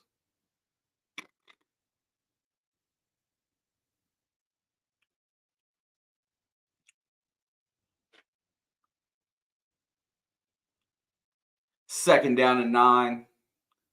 Carr's under center. He's got 2 to the right, 1 to the left. He's got 1 in motion. Looking. There comes the blitz. He drops off the screen pass. That's to Foster Moreau, who's going to get about 4 to 5 yards. Looks like it's going to be about 3rd and 3. I love watching the football games with no commentary from the officials because I don't know what they're saying, and you only just get what I say. So you get a chance to hear both.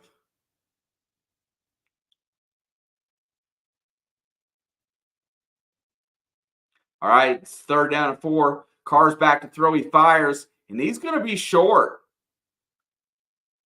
That is Shaheed with the catch, but he's going to bring up 4th down and a little over a yard. Carr wants to stay on the field. Dennis Allen is walking away, not looking at the field. I think they're going to go for it here. Holy smokes. This is going to be big. 4th down and less than a yard. Here we go. They're going to go and they hand it to Kamara. He's got a big hole. He's going to bust through. He's all the way down to the 35-yard line.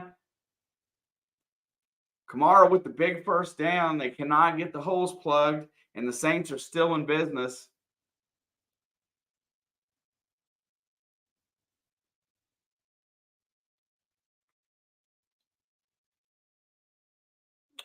I wasn't sure, Crafty. I was asking if he had him for, I thought he had him for 1980.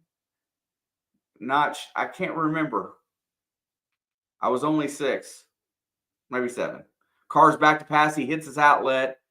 Chris Olave is going to go out of bounds after about 7.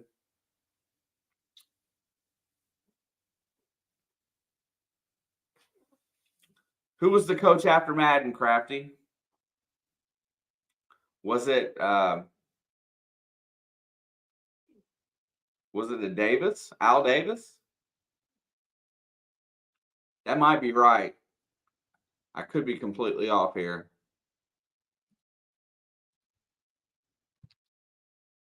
Second down and 4. He's gonna go to the quarter. Oh, it's Taysom Hill with the quarterback draw.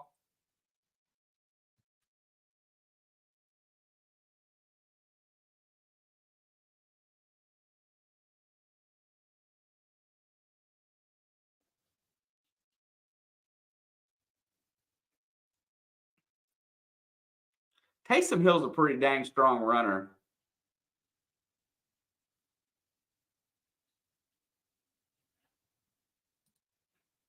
Let's go. Carr's back under center. It's 1st down and 10. Ball's at the 24-yard line, 23. Back to pass. He's going to roll out. He's going to drop the screen and hits the defender in the foot. Talking about the possibility of grounding there, but there was a receiver in the area.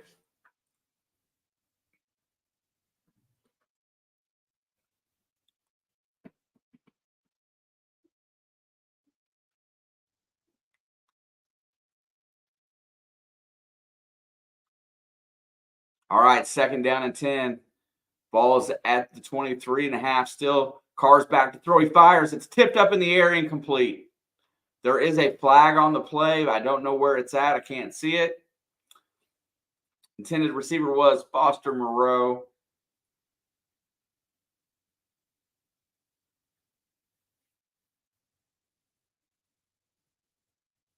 That's going to take him back 10 more yards. Bring up 1st and 20. Sports Cat with the 17-6 lead. Probably a pretty happy camper.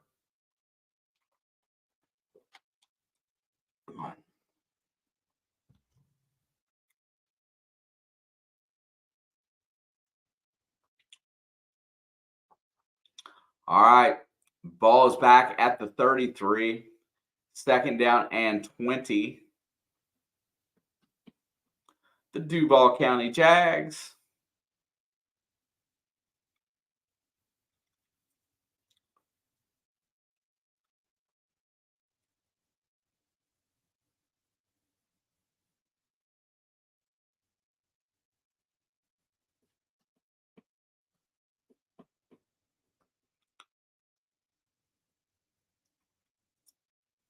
Back to throw. Carr lets it fly. There is nobody there. And he's screaming at Kamara. Not sure. Fans are not happy in New Orleans right now.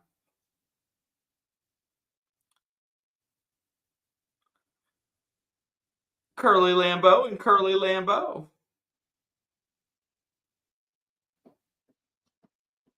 I'd like to watch some of them games mostly. Carr's back to pass. 3rd and 20. He's got to have it. Lets it go. It's caught. Well short of the first down, and Moreau gets the ball back to the 23, and it brings up 4th down, and I am sure they will have to punt.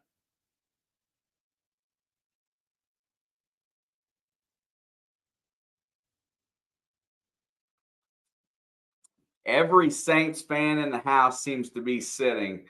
Every football game I've ever been to, it's never been like that. Uh-oh. Let's see if our kicker can get over 50% from field goals today. 4th down and 10. 42-yard attempt. Ball's down, kick is up. Looks good. He's kicking for his job now, I'm telling you. Get him, Kitty. Get him. Are you going to get him? Yeah, get him. There's a cricket on my floor. Oh, you ran him under my desk, dude. What's wrong with you? Be a good hunter, Kitty. Can't have no more crickets in here.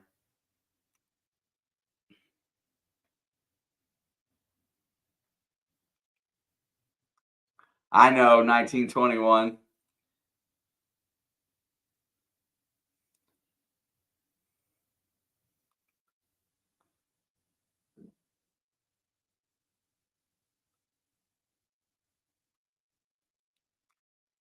Dude, if you were in here the night of the cricket, you understand why I don't want that bad boy to escape. I've got my eyes on him. As soon as he comes out to a spot, he's getting squashed.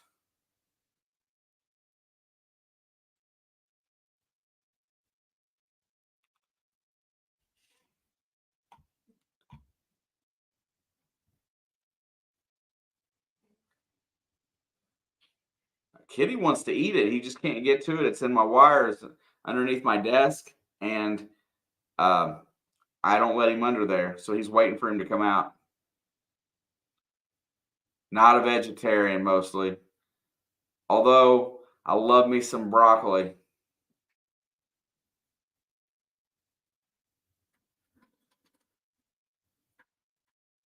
This is going to be murder shortly because he's forcing him to come this way.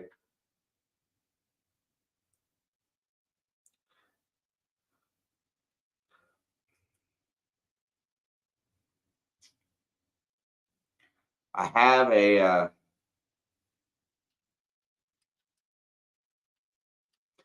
a sound bite of a cricket that I had saved on the computer, and I told Alex that I would play it. All right, I had to squash him because I can't take no more crickets in my walls. This sucker was so loud, it wasn't even funny. Let's see.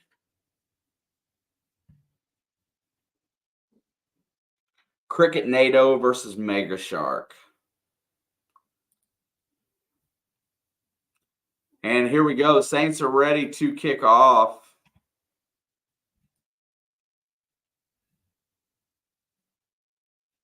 And that's going to go through the end zone. It's going to bring up. And they're going to start the ball from the 25.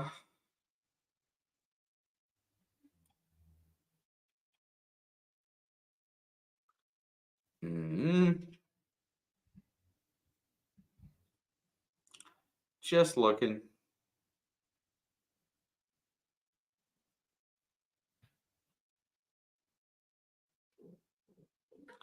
Here comes Kitty again. He's mad because I killed the cricket, I think. All right, they're going to flip it out there. There's a penalty flag on the play, and that play is going nowhere. It's blown dead. It's probably a false start.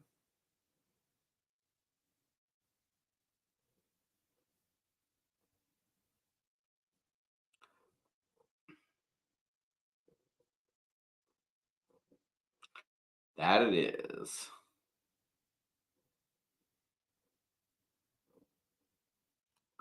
Oh, here you go.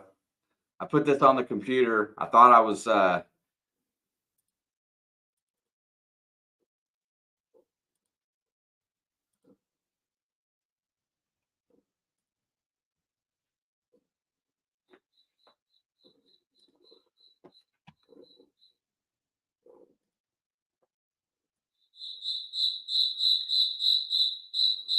I put it on there for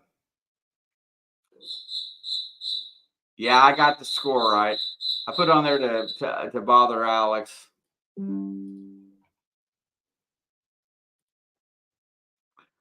It's not as bad as the one that was in here. And yes, I got the score right. Oh no, I don't.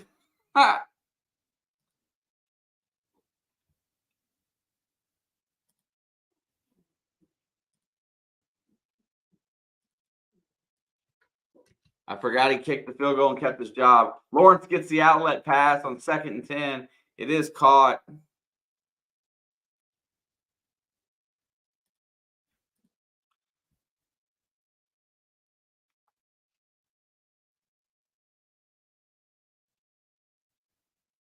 Yeah, I know. Tell on me. I don't care.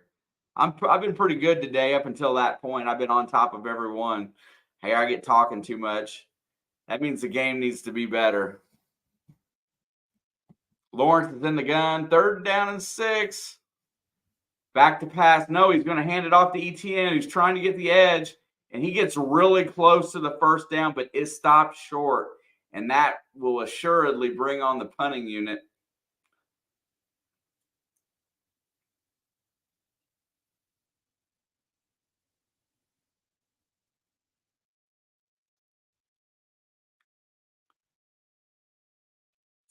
Yeah, it was the Crickets call. No, this isn't Brandon Staley, Holly.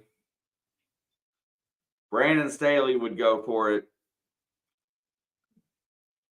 But I think Doug Peterson has enough faith in his defense and lack of faith in Derek Carr that he can get a stop here.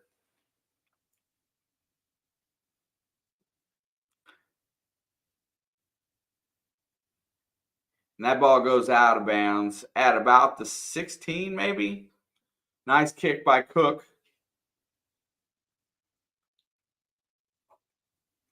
Need some more points on the board.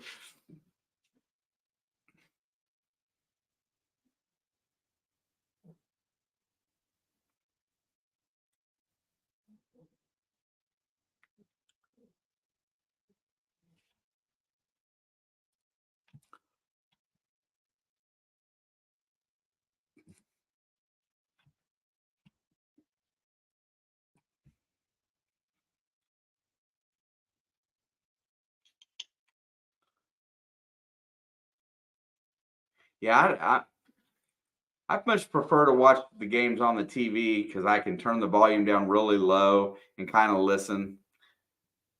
Watching on Amazon Prime, I got to have it muted because it's too close to the mic. Come on, Dipsy Doo. You coming?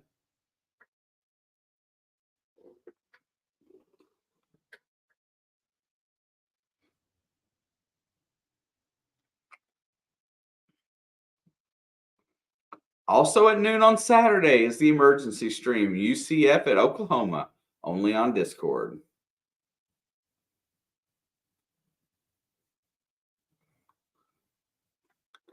It was a pretty decent punt. No return is always a good thing. Mark, I use Prime so much that it has to be a benefit to have it. I got something new for my studio area to install after the stream tonight, so I'm pretty psyched about that.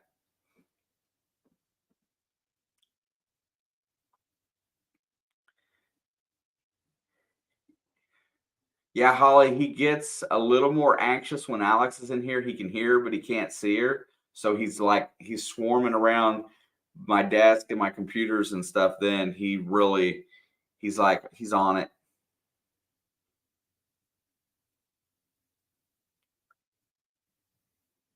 I got you. Different times in your life, my friend. You buy what you can afford, or you buy what you need. I should say that.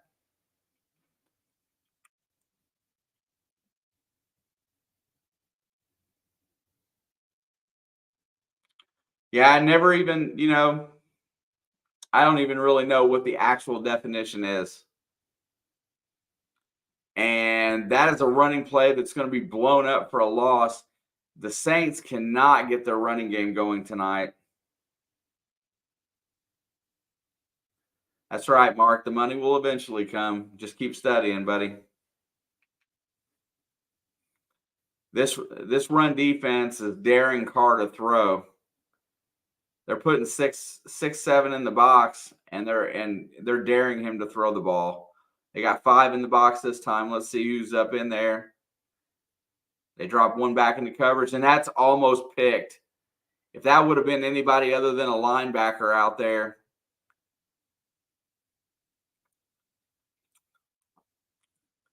How can you not hit Michael Thomas with a throw? Ever.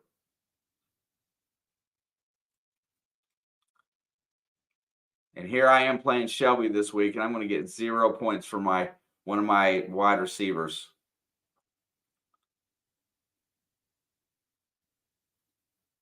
Carr's back to throw. He's going to look, steps up, fires, and it's tipped and intercepted. Here comes number 23 back on the pick. He's at the 20, the 15, the 10, out of bounds. He's in the end zone. That looks like a touchdown. Pick 6. Derek Carr's going off the field crying. I'm not going to dare say his name. I cannot pronounce it.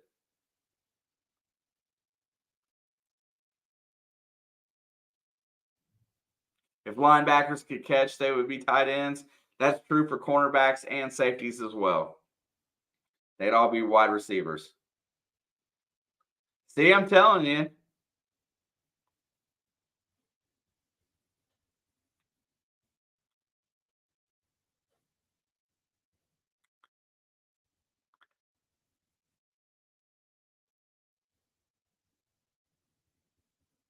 Touchdown.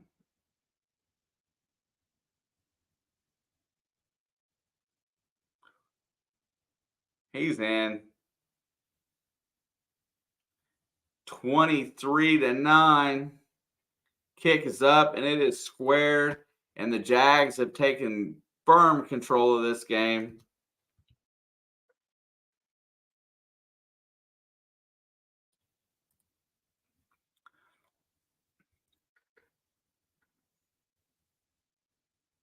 Jacksonville smashing New Orleans tonight. That's for sure.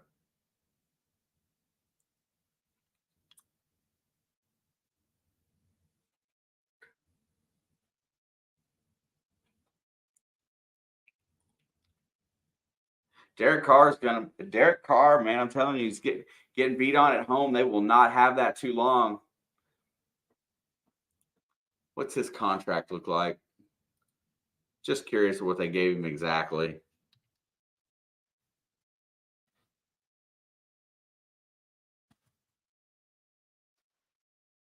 Four years, $150 million. $100 million is guaranteed, with $60 million fully guaranteed at signing. Per PFT, Carr received a $28.5 million signing bonus, and his 23 and 24 base salaries are fully guaranteed. Holy smokes.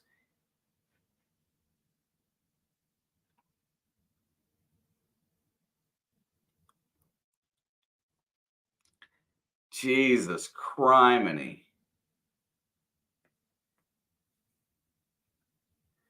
For a B-rate quarterback, that's what he got. And look at Danny Dimes' contract. His is up there around that $40 million a year too.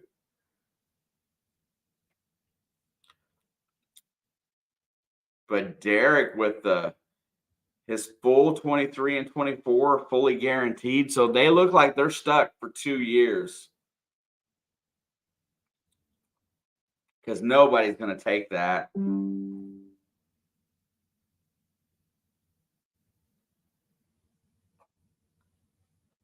My gosh, that's just a lot. It's a lot for not a lot. They're going to end up they're going to end up around the same record what they was getting for Andy Dalton for about 2.5 million.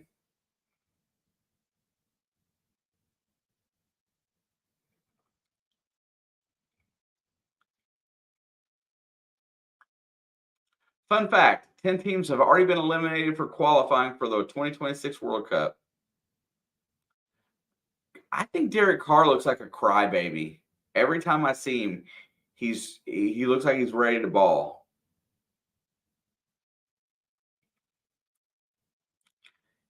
Nah, no way.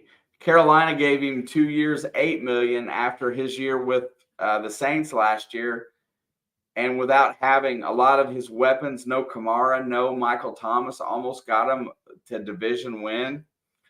You're never going to get me to dog on Andy. He's never going to win the big game, but he can get you through to it.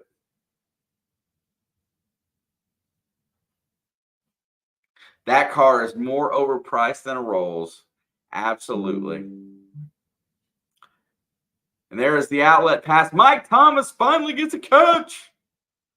9 yards. Maybe 7. Oh, Jay Cutler was a crybaby too.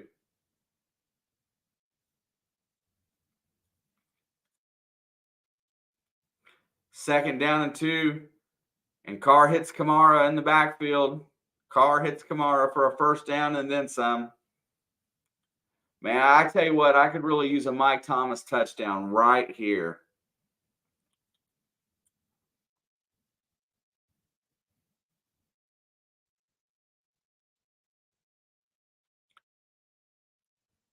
First and 10, Carr's back to throw. He's got an open receiver. That's Shaheed, who's going to get a first down and then a few extra. They are paying a lot of attention to Olave out there on the outside.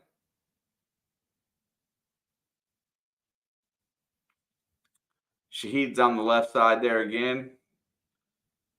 They are into Jacksonville territory. Jacksonville is backing off into playing pretty soft right here with 5:30 to go here in the third quarter.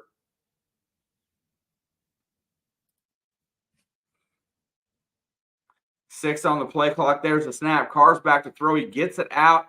He's going to get that out to Taysom Hill, who's going to get about 7 yards on first down. And it is going to be second down and about 3.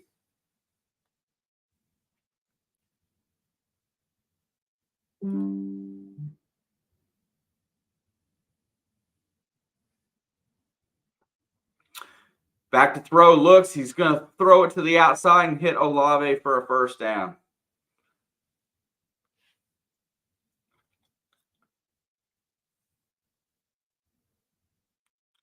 Now you watch. Derek Carr will play out of his mind for the rest of the game. Get them back in it, and they'll lose by about 6.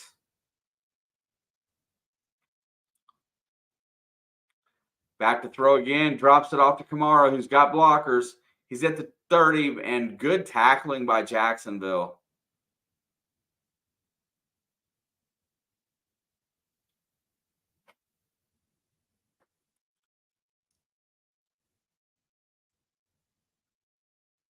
Oh, I ain't willing to bet. I'm just guessing. Carr will look pretty good because the pressure's off and Jacksonville's defense is backed up into a softer form of zone. They're just going to let him connect on underneath passes, so his stat line will look better. Carr gets tackled. That's the third run of the day.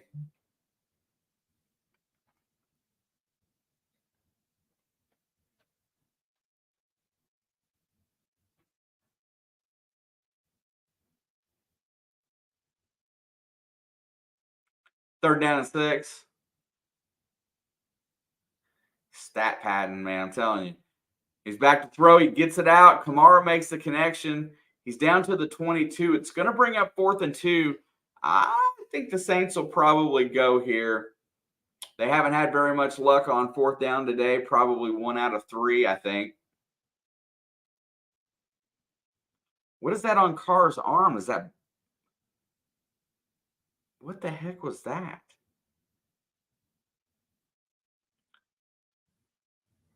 They are going to go on 4th and 2. It's going to have to be either a play action pass or something really quick. And he flips it out to Kamara. Kamara's going to run. He's got a lane. He gets the outside, gets the first down.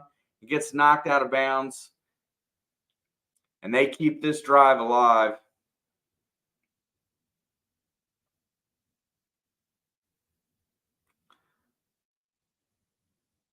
Pretty good design play to get him a first down.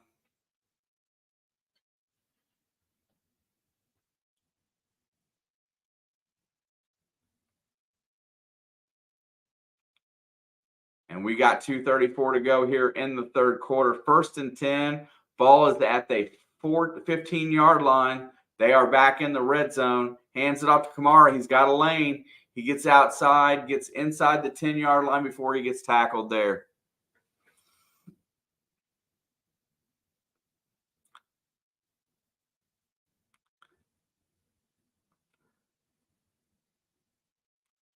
And this is just Jacksonville's trying to play bend, don't break defense. Give them everything underneath. Let them run the ball a little bit. They just want that clock to roll right now until they get this back within a score. And Cisco, cool name, is on the field hurt. Looks like a knee. It was 60 in Michigan yesterday. I don't know, Mark. I'm not sure, bro. If she makes it home, she'll pop in.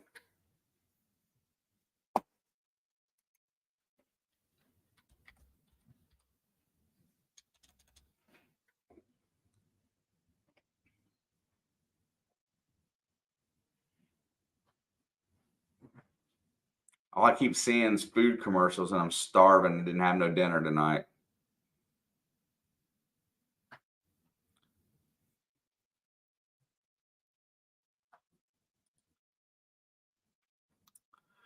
(24-9). Third quarter is about to come to an end. We have 1 quarter to go.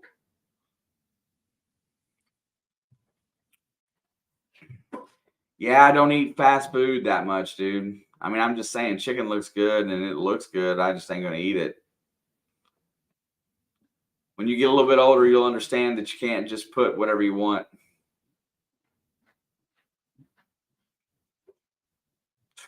Man, I could definitely go for some grub right now. I don't know what I'm going to make when I get done, but I'm going to go cook something. Gonna go make something. Where do you live at, Holly?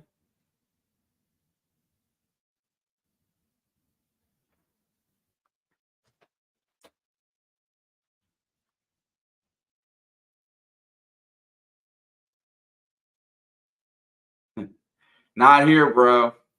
Where I live, they got McDonald's, Wendy's, Taco Bell,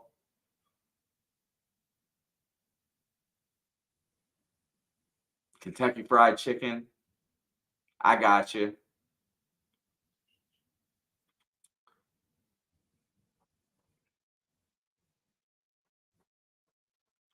KC Metro. 15 miles from Arrowhead. Yeah, that's pretty cool. The guy that was in here earlier, I don't know if you saw him, the FL Thunder. His sister, she lives really close to Arrowhead too. When we went to Missouri, when we went to Missouri to go metal detect out there. We got close, but I got sick and had to come home. Dante Jackson. Carolina, I don't look for them to sell a lot. They may sell veterans, but I don't look for them to let go of any youth. All right, here we go. 2nd down and 4. Carr's in the gun. He's going to go play action. Oh, that's Taysom Hill. And Taysom Hill, did he fumble? No, he held on. This dude that I can't pronounce his name for Jacksonville, Oludkin, whatever his name is, he's awesome. He's been in on every play. No in and out. And they're going to leave Taysom Hill in there as quarterback, 3rd down and 3. They're going to go to quarterback draw. He tries to get to the outside. He's going to get the 1st down and go out of bounds at the line to gain. Ball will be inside the 5, 1st down and goal.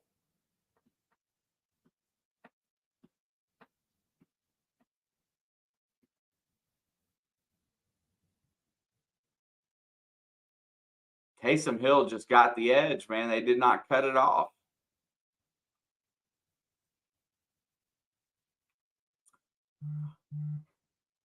All right, 1st and goal from inside the 5. Saints need a tutty in a bad way. Michael Thomas. Incomplete. And they're going to throw multiple flags in here.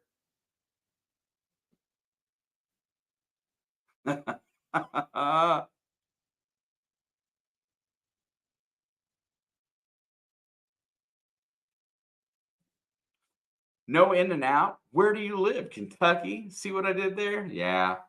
I live in yeah.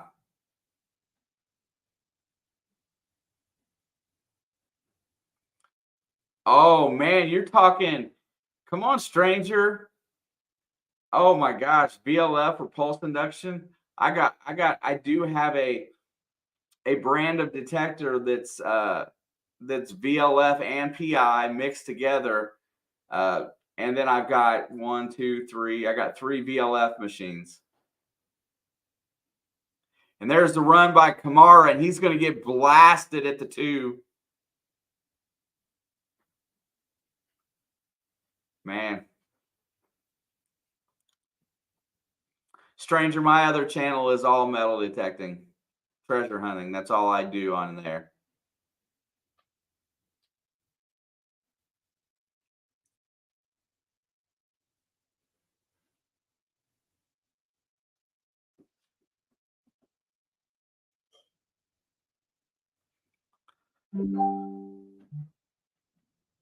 All right. 2nd goal. They're going to hand it to Kamara. He's going to get blasted again. He's knocked down in his tracks. He gets about a half a yard. There's that Oluokun. That's how you say it. Oluokun.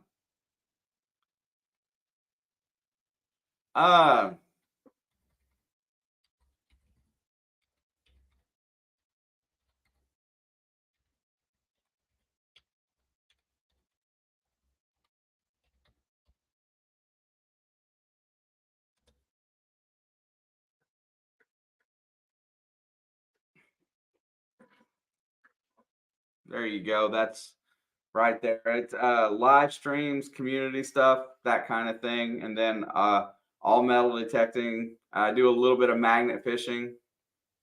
Every once in a while, I do a 1-chip challenge with my son. We did a couple things on there with that.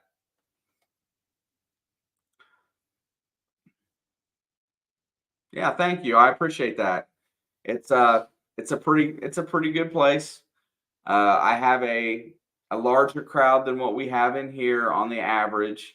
Thank you, Skater Boy. I have a larger crowd than what we have in here on average, but these streams do better overall.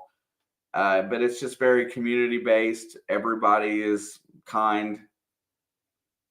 I mean, it's just a good spot.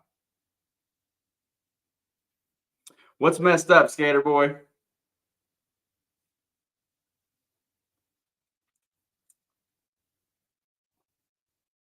I'm ready.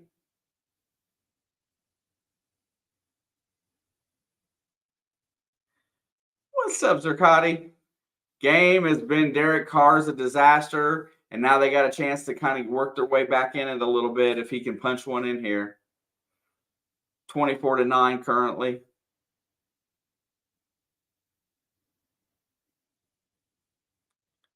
Yeah, I take it pretty serious, and like I said, Holly, I have a community of folks that that are all good people. We do lives and hang out as well.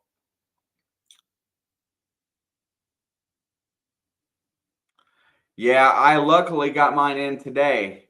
I forgot again because Alex and I didn't get to do a picks video this week, and I just put mine in tonight. I got some games for Sunday that I think I'm going to go back and change.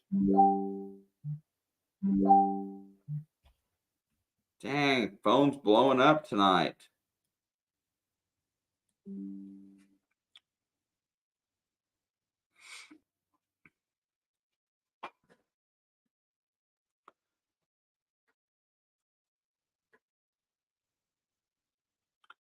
What do we got? What do we got?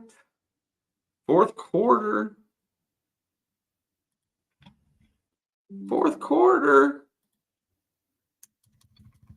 Nobody got me yet. Bam. My nephew, who's a sophomore, plays high school football. He broke his tibia, and they're letting it heal on its own. Yep, that's possible. Back, and they flip it out to Kamara. He's looking to get the edge, but he's going to get knocked out of bounds at the 1. It's going to be 4th and goal here. Can the Jags make a stand? Oh, my God. How bad would that be? What do they do? Just stick a cast on it and call it a day?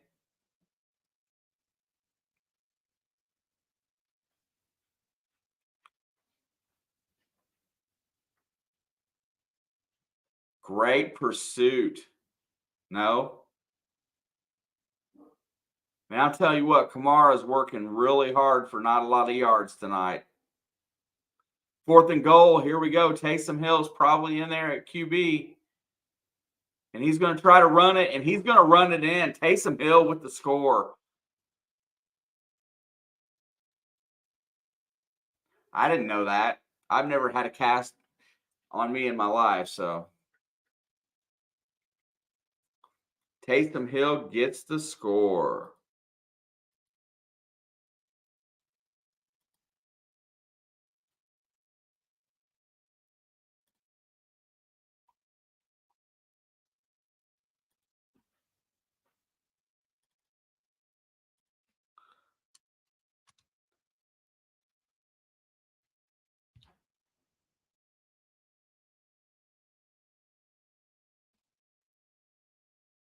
And the extra point is doinked, but it goes through. Still has a job.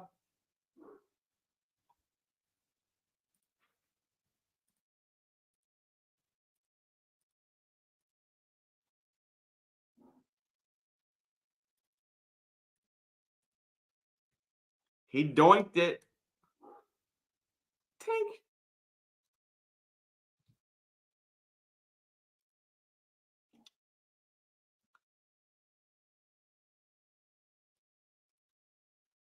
So the Saints are down by 8 points with 14-21. They're back in it. They're going to force Jacksonville, that's really not got any rhythm on offense in this second half, to get out here and try to actually put together a drive.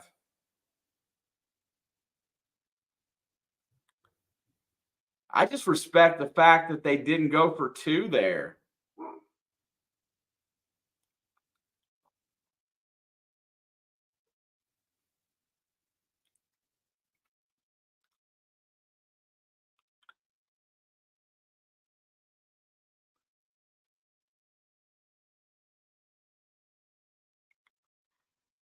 Yeah, I don't like speaking for what she's very picky about. She changes her mind on how she likes to go for things sometimes. Some days she goes on momentum. She's kind of like How well's the game going? Hey, I ate there before. Cafe du Monde.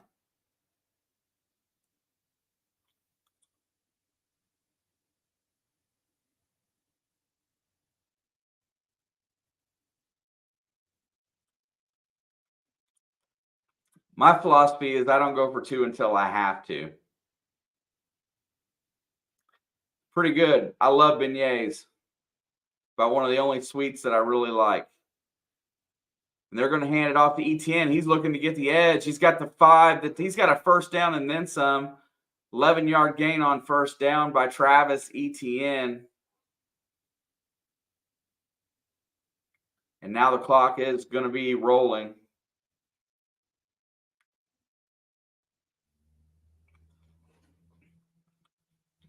Yeah, so next year, Holly, our vacation is we've got a plan set up. We're gonna go outside the country, kind of.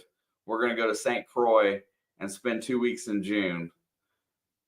2 weeks on the beach.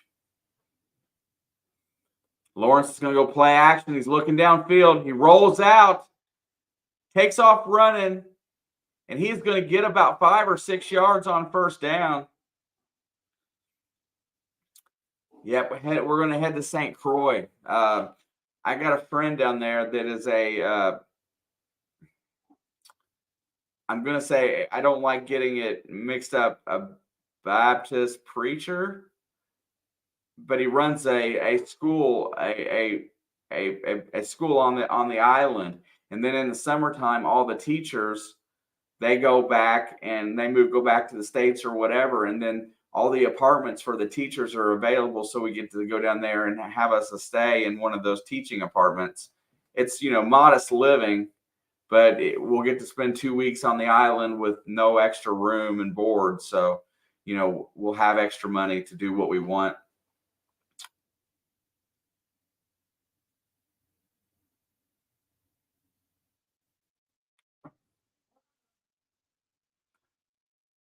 That play goes for a loss right there. ETN is smothered. Yeah, I know that it stays. The coolest that it ever gets there is like 75 degrees at night, and it's like 80s all year round, high 80s all year round. I could get into that. Lawrence is back to throw. He steps up and he's going to be tackled. He's going to get about a 1 yard gain. It's going to bring up fourth down, and the Saints are going to get the ball back. And man,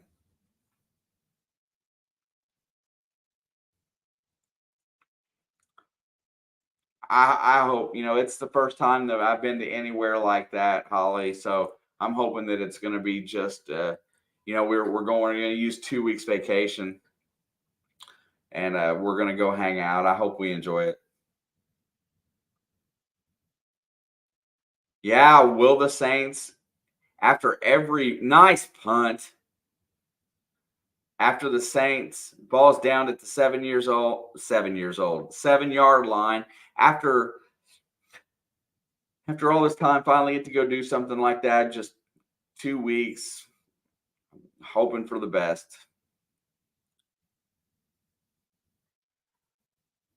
I hear you, Kitty. I hear you. Are you hungry?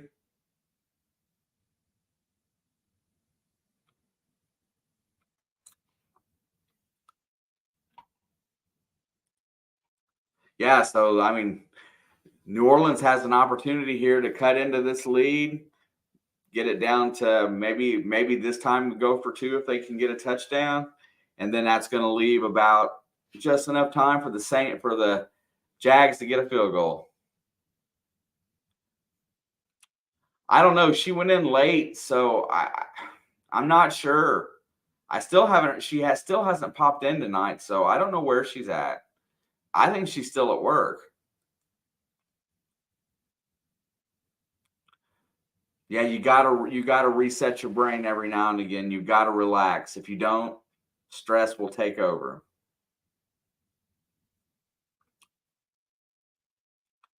I'm sure Alex will. She's got to pop her head in at some point.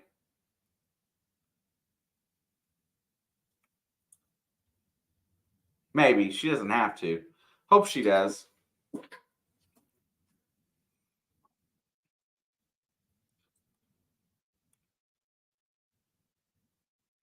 Trivia time.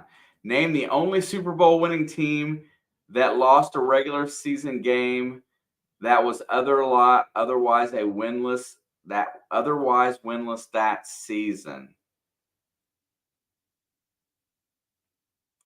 Name the only Super Bowl winning team that lost a regular season game to a team that was otherwise winless that season.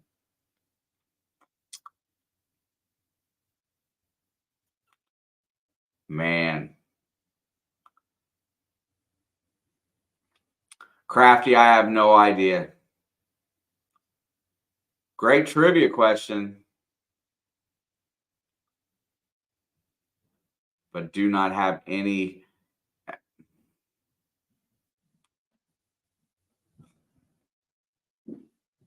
Yeah, I can only think of a few teams that went 1-15.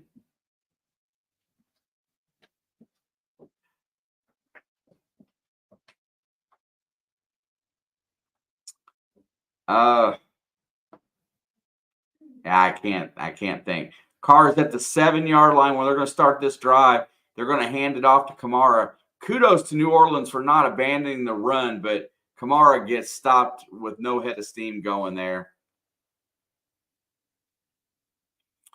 The Rams. I'm going to go the Rams.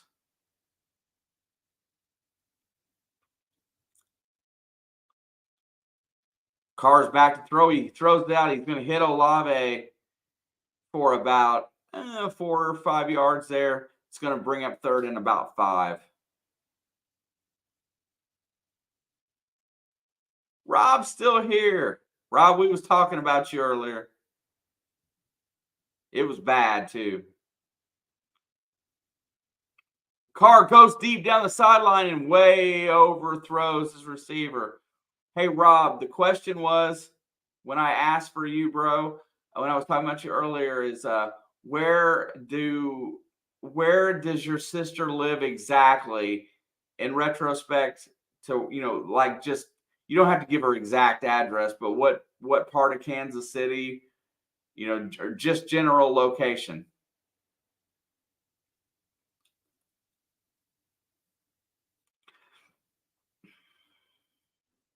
Chicago Bears is my other guess.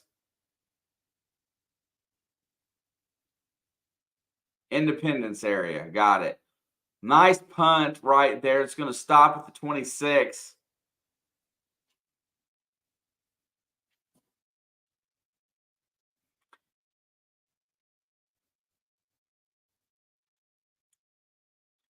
Derek Carr is a crybaby. I'm just saying. There you go, Holly. Yeah, that's where Rob's sister. I would have got to go there and meet her, but I got sick right around the end of our trip, so I had to come home. Rob, you can hear the cheering from there. I bet that's a loud place. Let's go. Come on, Jaguars. Let's get a couple first downs and burn this clock up here. They're going to go reverse ETN to Agnew. Agnew tries to cut to the edge. He's going to be stopped behind the line of scrimmage. What a play by number 96. That is Curtis Granderson, maybe. Yeah, Jacksonville Jaguars.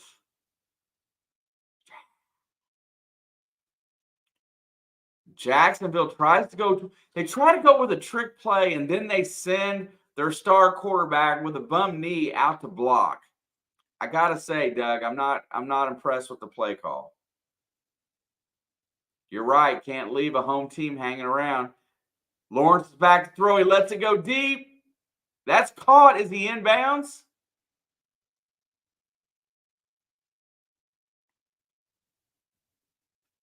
No, they're calling that incomplete. Let's see. Ooh. If that first isn't, there you go. This is the angle. First foot is. Oh my God, that's close. You should say Peterson doing Staley things, but they're not going to challenge that. I think his foot hit out of bounds. 3rd down and 11. Big time play right here. If the Jags can get a 1st down, back to throw, fires it well over his target. And here comes the flags. Agnew draws a flag, and I think they're going to call this DPI. No, OPI. What are they going to call?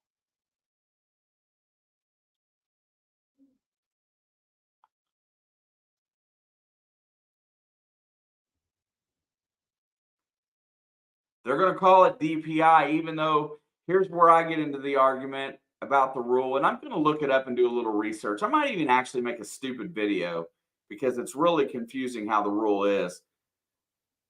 This ball is uncatchable. So that shouldn't be DPI. It should be illegal contact, and should only be a 5-yard penalty. Oh, maybe they did call it that way.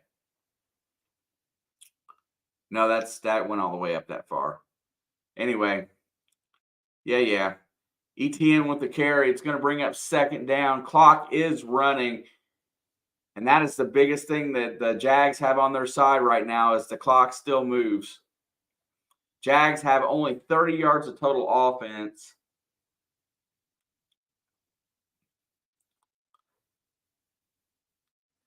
They're going to hand it off to ETN. He's going to run. He's got almost gets the 1st down. Stopped about a yard short on 2nd down.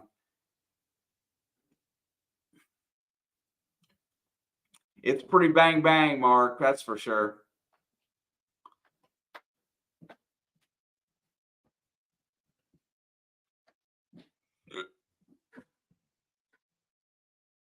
Third down, 1. Huge play.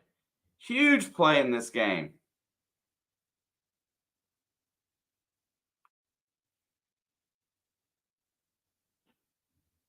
And there goes ETN trying to get the edge. He's going to be, I think he's short. Oh, my God. That is so close.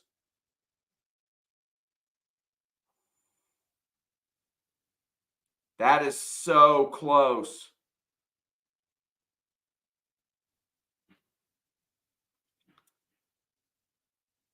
Oh, my gosh. That is so close. Down.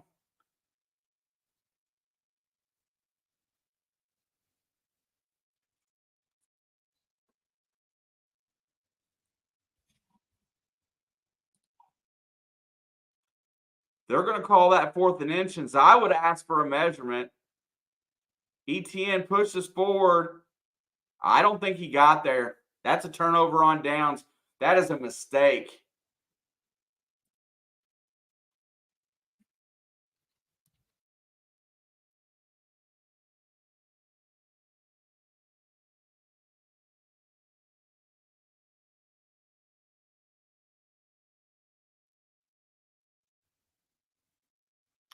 I think he got the 1st down on the carry prior, honestly. Alcoa presents fantastic finishes.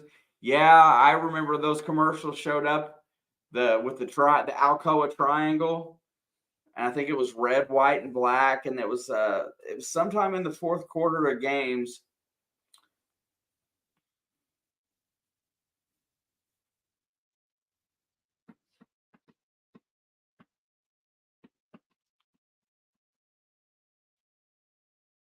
But yeah, mostly I like those.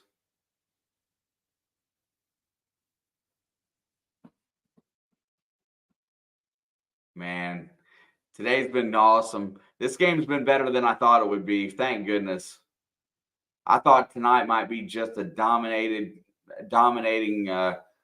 snooze fest, completely one-sided, but it's been kind of a snoozer, but tight.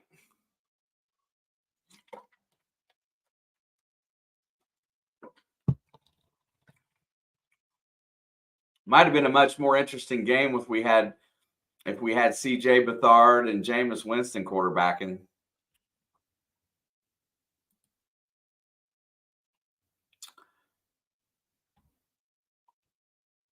You wish this game was worse. I know you do, bro.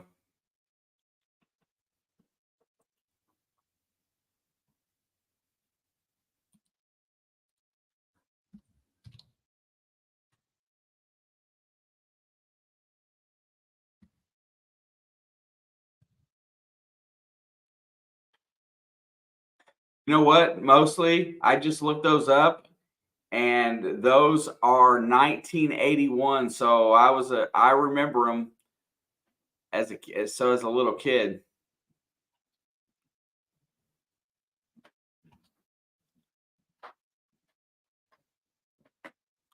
So New Orleans defense does the job and gets them off the field on a actually a kind of a horrible play call. Why not let a tight end like Evan Ingram go up and do the quarterback sneak because you only needed inches. Instead, they run it from 6 yards deep, and there you go.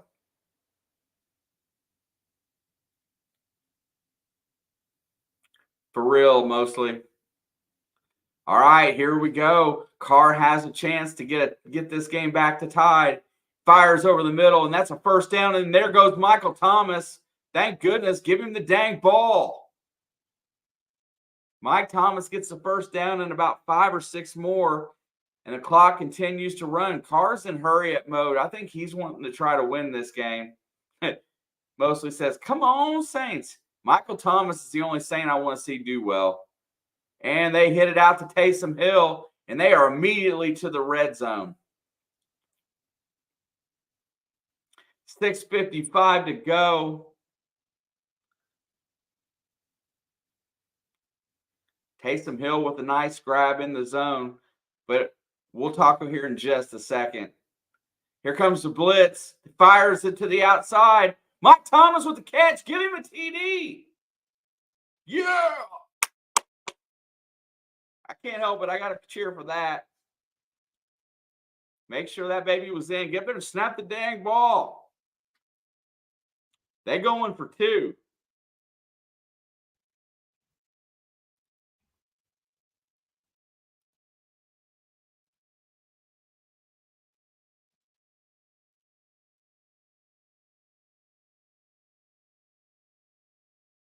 Knee is down. That's a tutty. 1 knee equals 2 feet.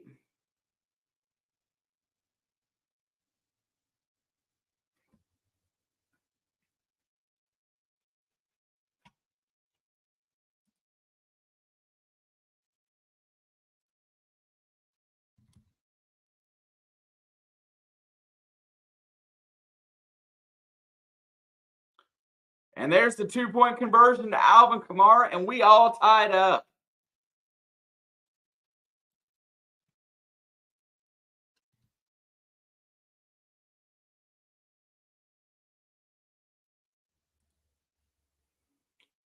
Alvin Kamara gets in the stands and hangs out.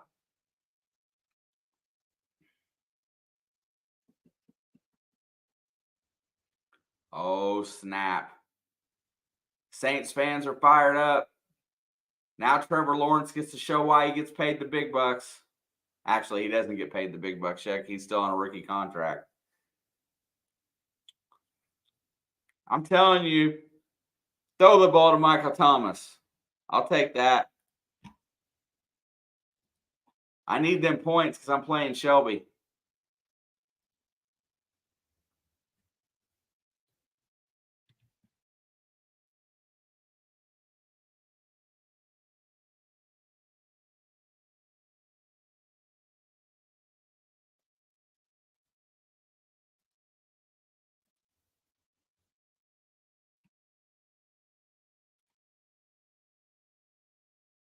Oh, yeah. Michael Thomas with double-digit points finally.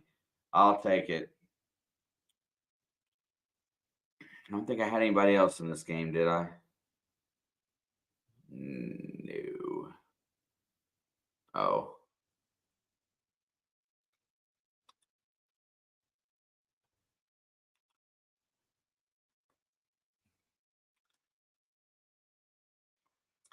Here we go, man. It's crunch time now. Let's see what we can get here. 24 all. Trevor Lawrence has got the chance here to get it going. Go back down the field, young man. Back to throw. Hits out. He's going to hit his tight end. Evan Ingram's going to get him out near the 30. And they're starting to move forward. Clock is running. Trevor Lawrence wants to get a nice, easy drive here. Use the clock and momentum and get a field goal.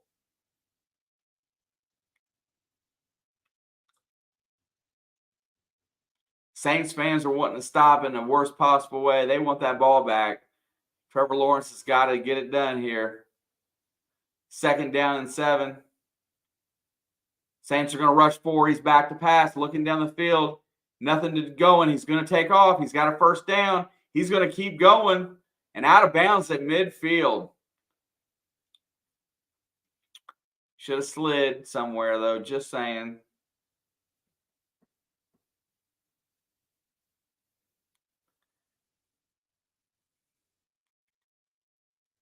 I doubt Taylor Swift is cheering for either of these teams. But, you never can tell.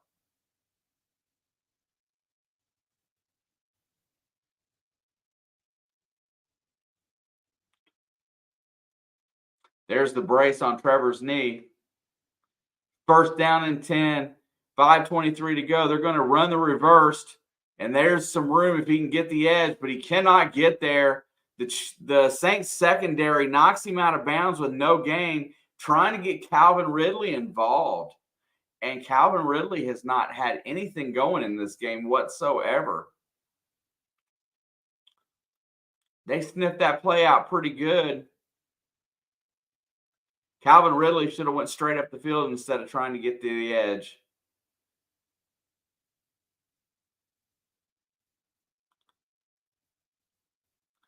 Dude, I stopped. I got a good one for you mostly here and after the next play.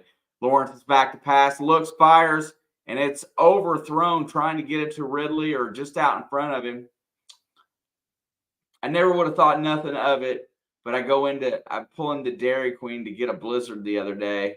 And there was a little girl, the one taking my money, she was probably about 15 years old. She had a little gold necklace on. It had a charm that was about this wide, and it said Swifty.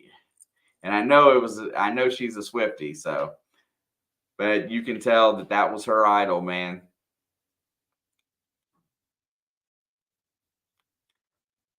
Third down and 10, big play here. Back to throw. Here comes pressure. He lets it go deep, and it is tipped and incomplete. There will not be a flag on the play, and Jacksonville is going to be forced to punt. Yep, cute little girl with her blonde hair, and she was wearing her Swifty little necklace charm, working at Dairy Queen. It made me smile. All I could think about was Travis Kelce. Great defense back there. Trevor Lawrence went for the deep ball. Don't know why. And there's the punt. It's going to be fair caught at the 10. And New Orleans is going to get a chance to win.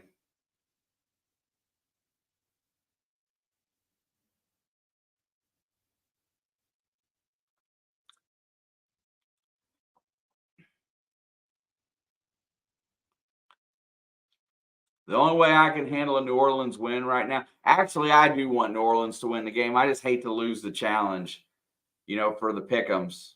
But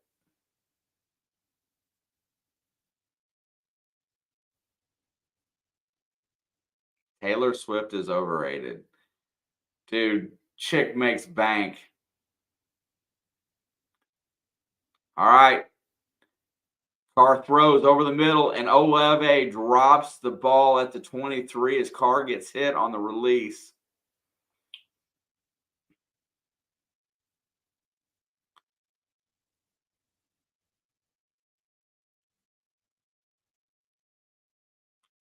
Nice pressure by Josh Allen there to get the hit on Carr. And that ball just a little bit behind Olave. Carr's back to throw again. He throws, gets it out to Taysom Hill. It's going to be 3rd down and about 3, maybe 4.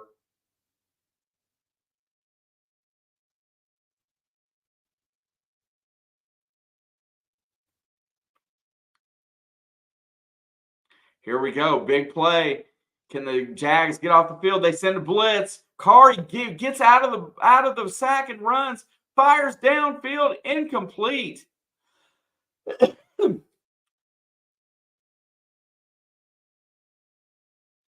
Uh-oh. Carr avoided the sack, but is hurt.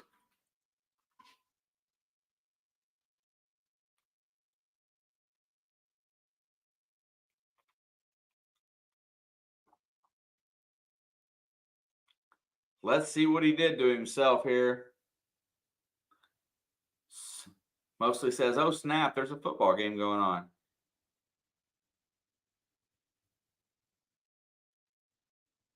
I can't see what he did.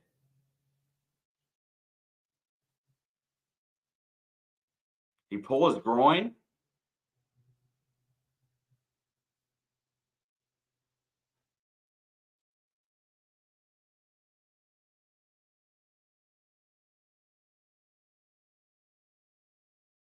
Not sure what happened.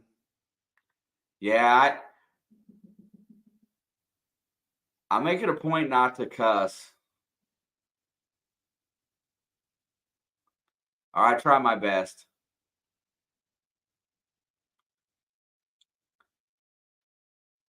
Two reasons for that, too, all the way. There's the punt. And that's a short punt, and Agnew's going to return it. He's going to go out of bounds at about the 46. They will start in positive territory, needing about 11 or 12 yards for a field goal attempt. I'm sure they would rather drive in and score a touchdown. Yeah, Rob's cheering for the Jags because he's a Tampa Bay fan. I'm cheering for New Orleans because I'm an AFC guy. I would rather see the AFC lose, even though I know they're much better. They've got much better teams this year. So, and there's two reasons that I don't generally cuss, Crafty or Holly, both of you. One, I never know who the youngest person in the room is. So I don't want to contribute to somebody learning language that they may not normally say. And second of all, I try to keep everything very clean because, YouTube can be very unfair about how they treat you for things that seem to the negative. 10-man Willie's in the house. How you doing, my brother? Nice to see you. I hope you are well. Hey, Holly, there's another Kansas boy right there. Willie, where you live exactly? What town do you live in?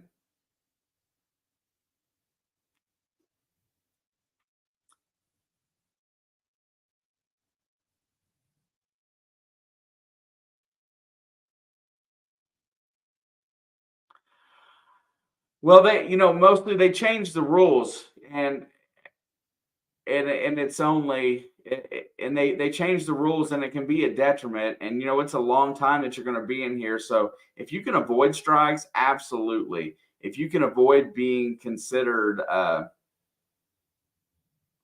Willie, he's from South Hutchinson, Kansas. But if you can provide that kind of environment that's not negative, then I think it's just better. I have a foul mouth off the air for sure.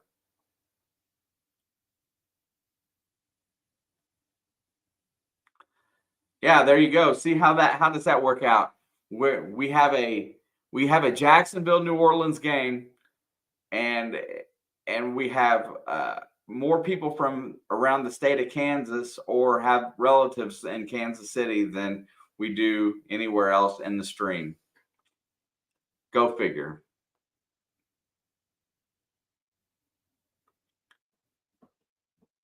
I definitely hope Derek Carr is okay. Here comes Trevor Lawrence with only 12 yards passing in the second half. them needing about 15 yards here to be comfortable. And ETN's going to try to get the edge, and he's going to be knocked out of bounds. Actually, stays in bounds just inside the 45.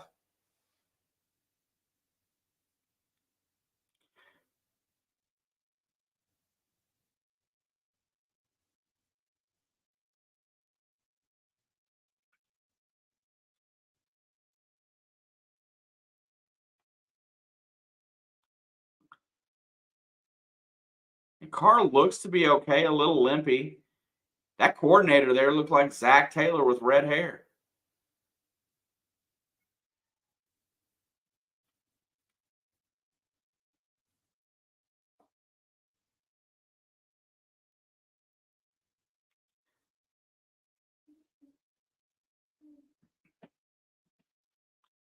Hope you're doing well, Willie. Haven't talked to you in a minute.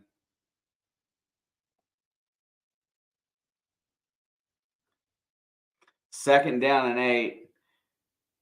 Jacksonville just needs one first down here and no negative yards. What's this?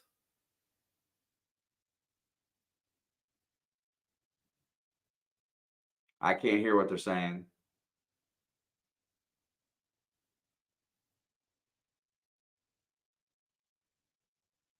All right, second down and 8. Ball is at the 44. They need to get to about the 35 to be in comfortable field goal range, maybe a little further. Fires over the middle, and that's caught by Christian Kirk. It's a first down and more. He's at the 25, the 20, out of bounds. No, he's in the end zone. He goes all the way for the score. Christian Kirk with the touchdown. May have scored too quickly. Let's see what the script has in store here. Kick the extra point, and then New Orleans goes down and goes for 2. Poor tackling here. He got through there and nobody cut him off. Good block by Agnew down on the end at the end of the play. Kick is up, and it is good. Jacksonville takes the lead.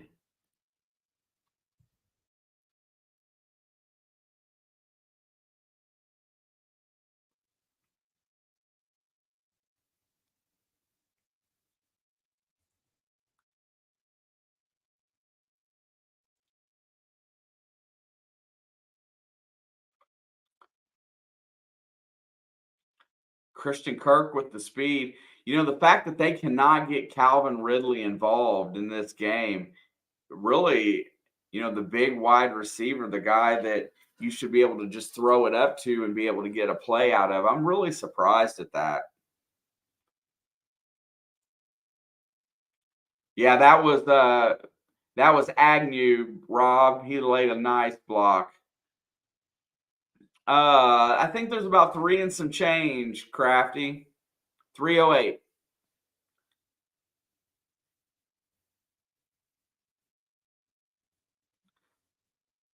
I gotta admit, I want to see like a 60-yard touchdown pass to Michael Thomas.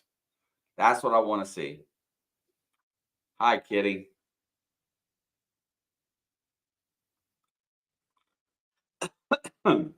Plenty of time.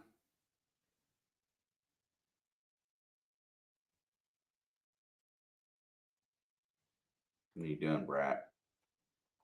Why are you coming over here pummeling me? Boop, boop.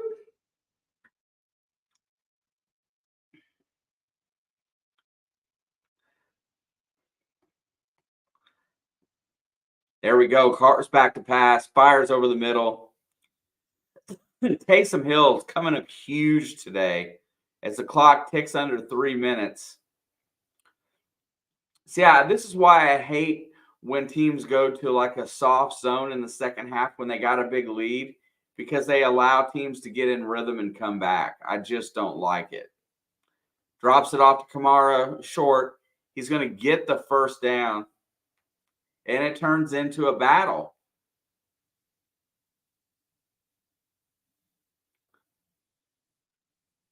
Oluokun, I like that guy.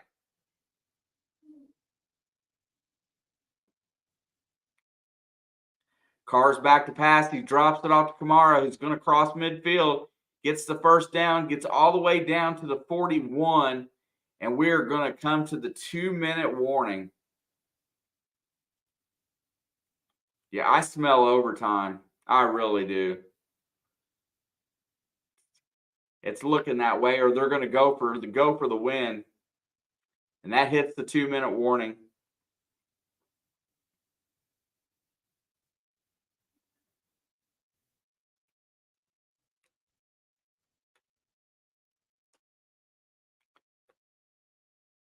My dad always taught me to never let your opponent breathe. Once you get him down, go for the jugular and slice it open. I mean, that's a little graphic there, Mark, but yeah, absolutely. I don't like the whole prevent defense, soft zone, let them have the underneath stuff, keep the clock running, because all it takes is one missed tackle and a team that's down by 2 scores is within 1 score, and then they're tying the game up, like what happened here.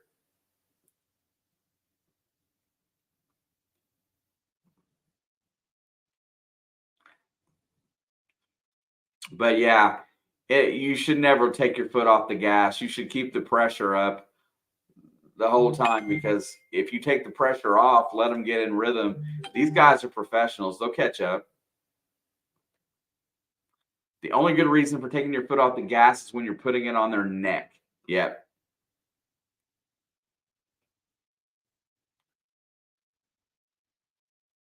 All right, here we go. 2 minutes to go. Ball is at the 41. 41 yards from pay dirt for Derek Carr. Ball's here we go in the gun. Back to throw. Fires out to Shaheed, who's going to get some good running yards there. 9 yards on first down. And brings up second down and short. I don't listen to anybody's commentary. I listen to me. Carr's got the second down and 2, ball at the 33. Hands off to Kamara. Here he goes. All the way down inside the red zone. And the Saints are in business with 1:46 to go and all 3 timeouts. Al Michaels is a legend. It's a shame to see him be so trash. I got a comment about that too. Carr's back to throw. He looks. He's got pressure. He escapes. He's trying to roll out, and he throws it away. Mark, I will say this. Al Michaels is a legend. It's a shame that they don't have anybody better to put on this play-by-play than somebody that's probably should be retired or have a lesser impact on a job. It's not that he's trash. It's just that the time has passed him by. But, at least we don't have to watch Chris Collinsworth's son in here or Aaron Rodgers' brother. I see them on College Day. Derek Carr's back to pass. He fires. He's going to hit Olave for another 9 yards, and the clock continues to run down to 120, 2 yards for a first down here. It's going to be 3rd and 2. Interesting play here, because anything for a loss, or there goes Kamara. And Kamara's going to get the first down, and we're going to dip under a minute. I suspect we're going to use a timeout here shortly. No, guess not. I thought maybe that I would love Al Michaels and John Madden from back in the day for sure. Carr's in the gun. 40 seconds left to go in the game. He's back to throw. Fires it to the corner. Incomplete to Michael Thomas. He overthrew the route. 2nd down and goal with 36 seconds to go. Jags have all their timeouts, and so do the Saints. It's going to be a cat and dog match here for Peterson. He's going to bring pressure, probably go one-on-one on the edges. I like to try to call the play here. Worst yet would be Patrick Mahomes' brother. I agree wholeheartedly. Here it is. 36 seconds to go. Carr's in the gun. He's back. He looks. Here comes pressure. He escapes. Fires. Incomplete. overthrows Taysom Hill, and Carr is on the ground, and he's holding himself as he gets up.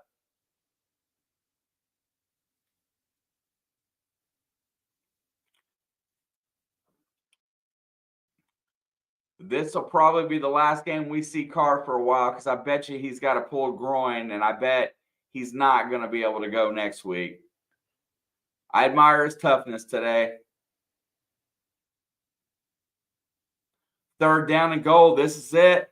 Jags need a stop, and there is finally a timeout on the field. They're going to give Carr a minute to rest here.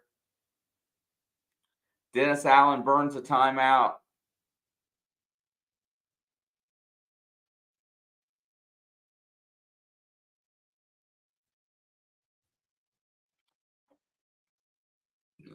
Yeah, mostly he did something. He played the card in a nightclub and tried to force himself upon a nightclub owner. He's kind of an embarrassment. With timeouts, Crafty, giving Taysom the ball is probably a great idea. Hey, there's a guy I've never seen before, Kirkwood, number 18. I think they're going to throw a wide receiver screen to Michael Thomas on the right.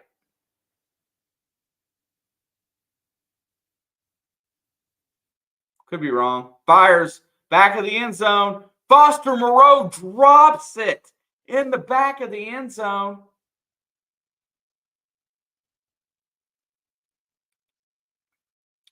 Fourth and goal, down to one play. Nice throw. Just dropped the ball. Oh my God, wide open.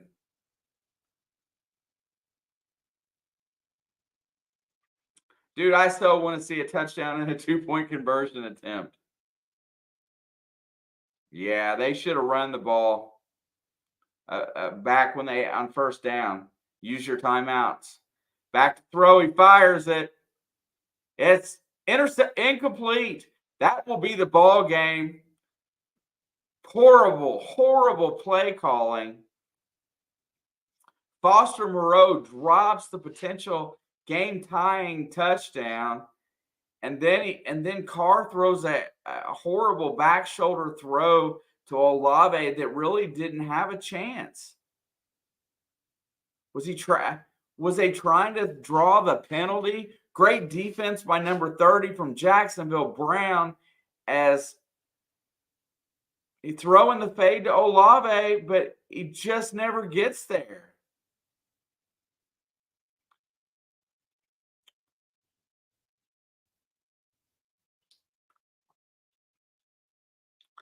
But see, okay, here's the coach in me again. Chris Olave is your downfield playmaker. Why throw the one-on-one jump ball to Taysom or to him? Why not throw that to your big receiver or another attempt at your tight end? Moreau is lost over there, but he's beside himself that he dropped it. Yeah, I mean, they didn't fire Pete Carroll for the Super Bowl call when he should have ran the ball. I'm not saying it's a terminable offense, but Jags sneak out of the Big Easy with the W. Derek Carr just comes up short. Just not quite good enough. It seems to be the story of his career.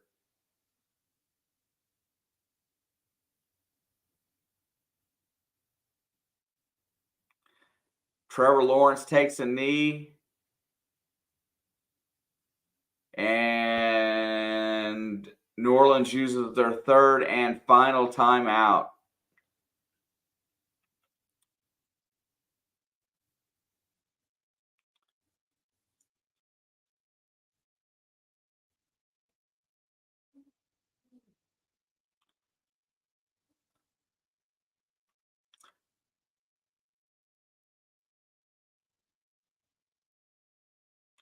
And that's it. They can't stop the clock. That is going to be the ball game today, y'all. Yeah, Foster Moreau is not taking that well. and it's something that happens. But my gosh, this New Orleans Saints team is just the way that it is. I want to say thanks to everybody that hung out today. It was a pretty good time. I had some great conversation with everybody. I definitely enjoyed tonight. Mark, enjoy your girlfriend this weekend. I hope you guys have a great time. If at all possible, if we can have one of the early games on Sunday, if it works out to where it's doable for us, we'll be here. If not, we'll be here Sunday night. I'm sure Alex will be somewhere along the way later tonight. Maybe she may be. I know. I'm not sure. I haven't seen her or talked to her. So, Holly, thank you so much. It's great talking to you as always. I will make sure I tell her hi tomorrow at some point.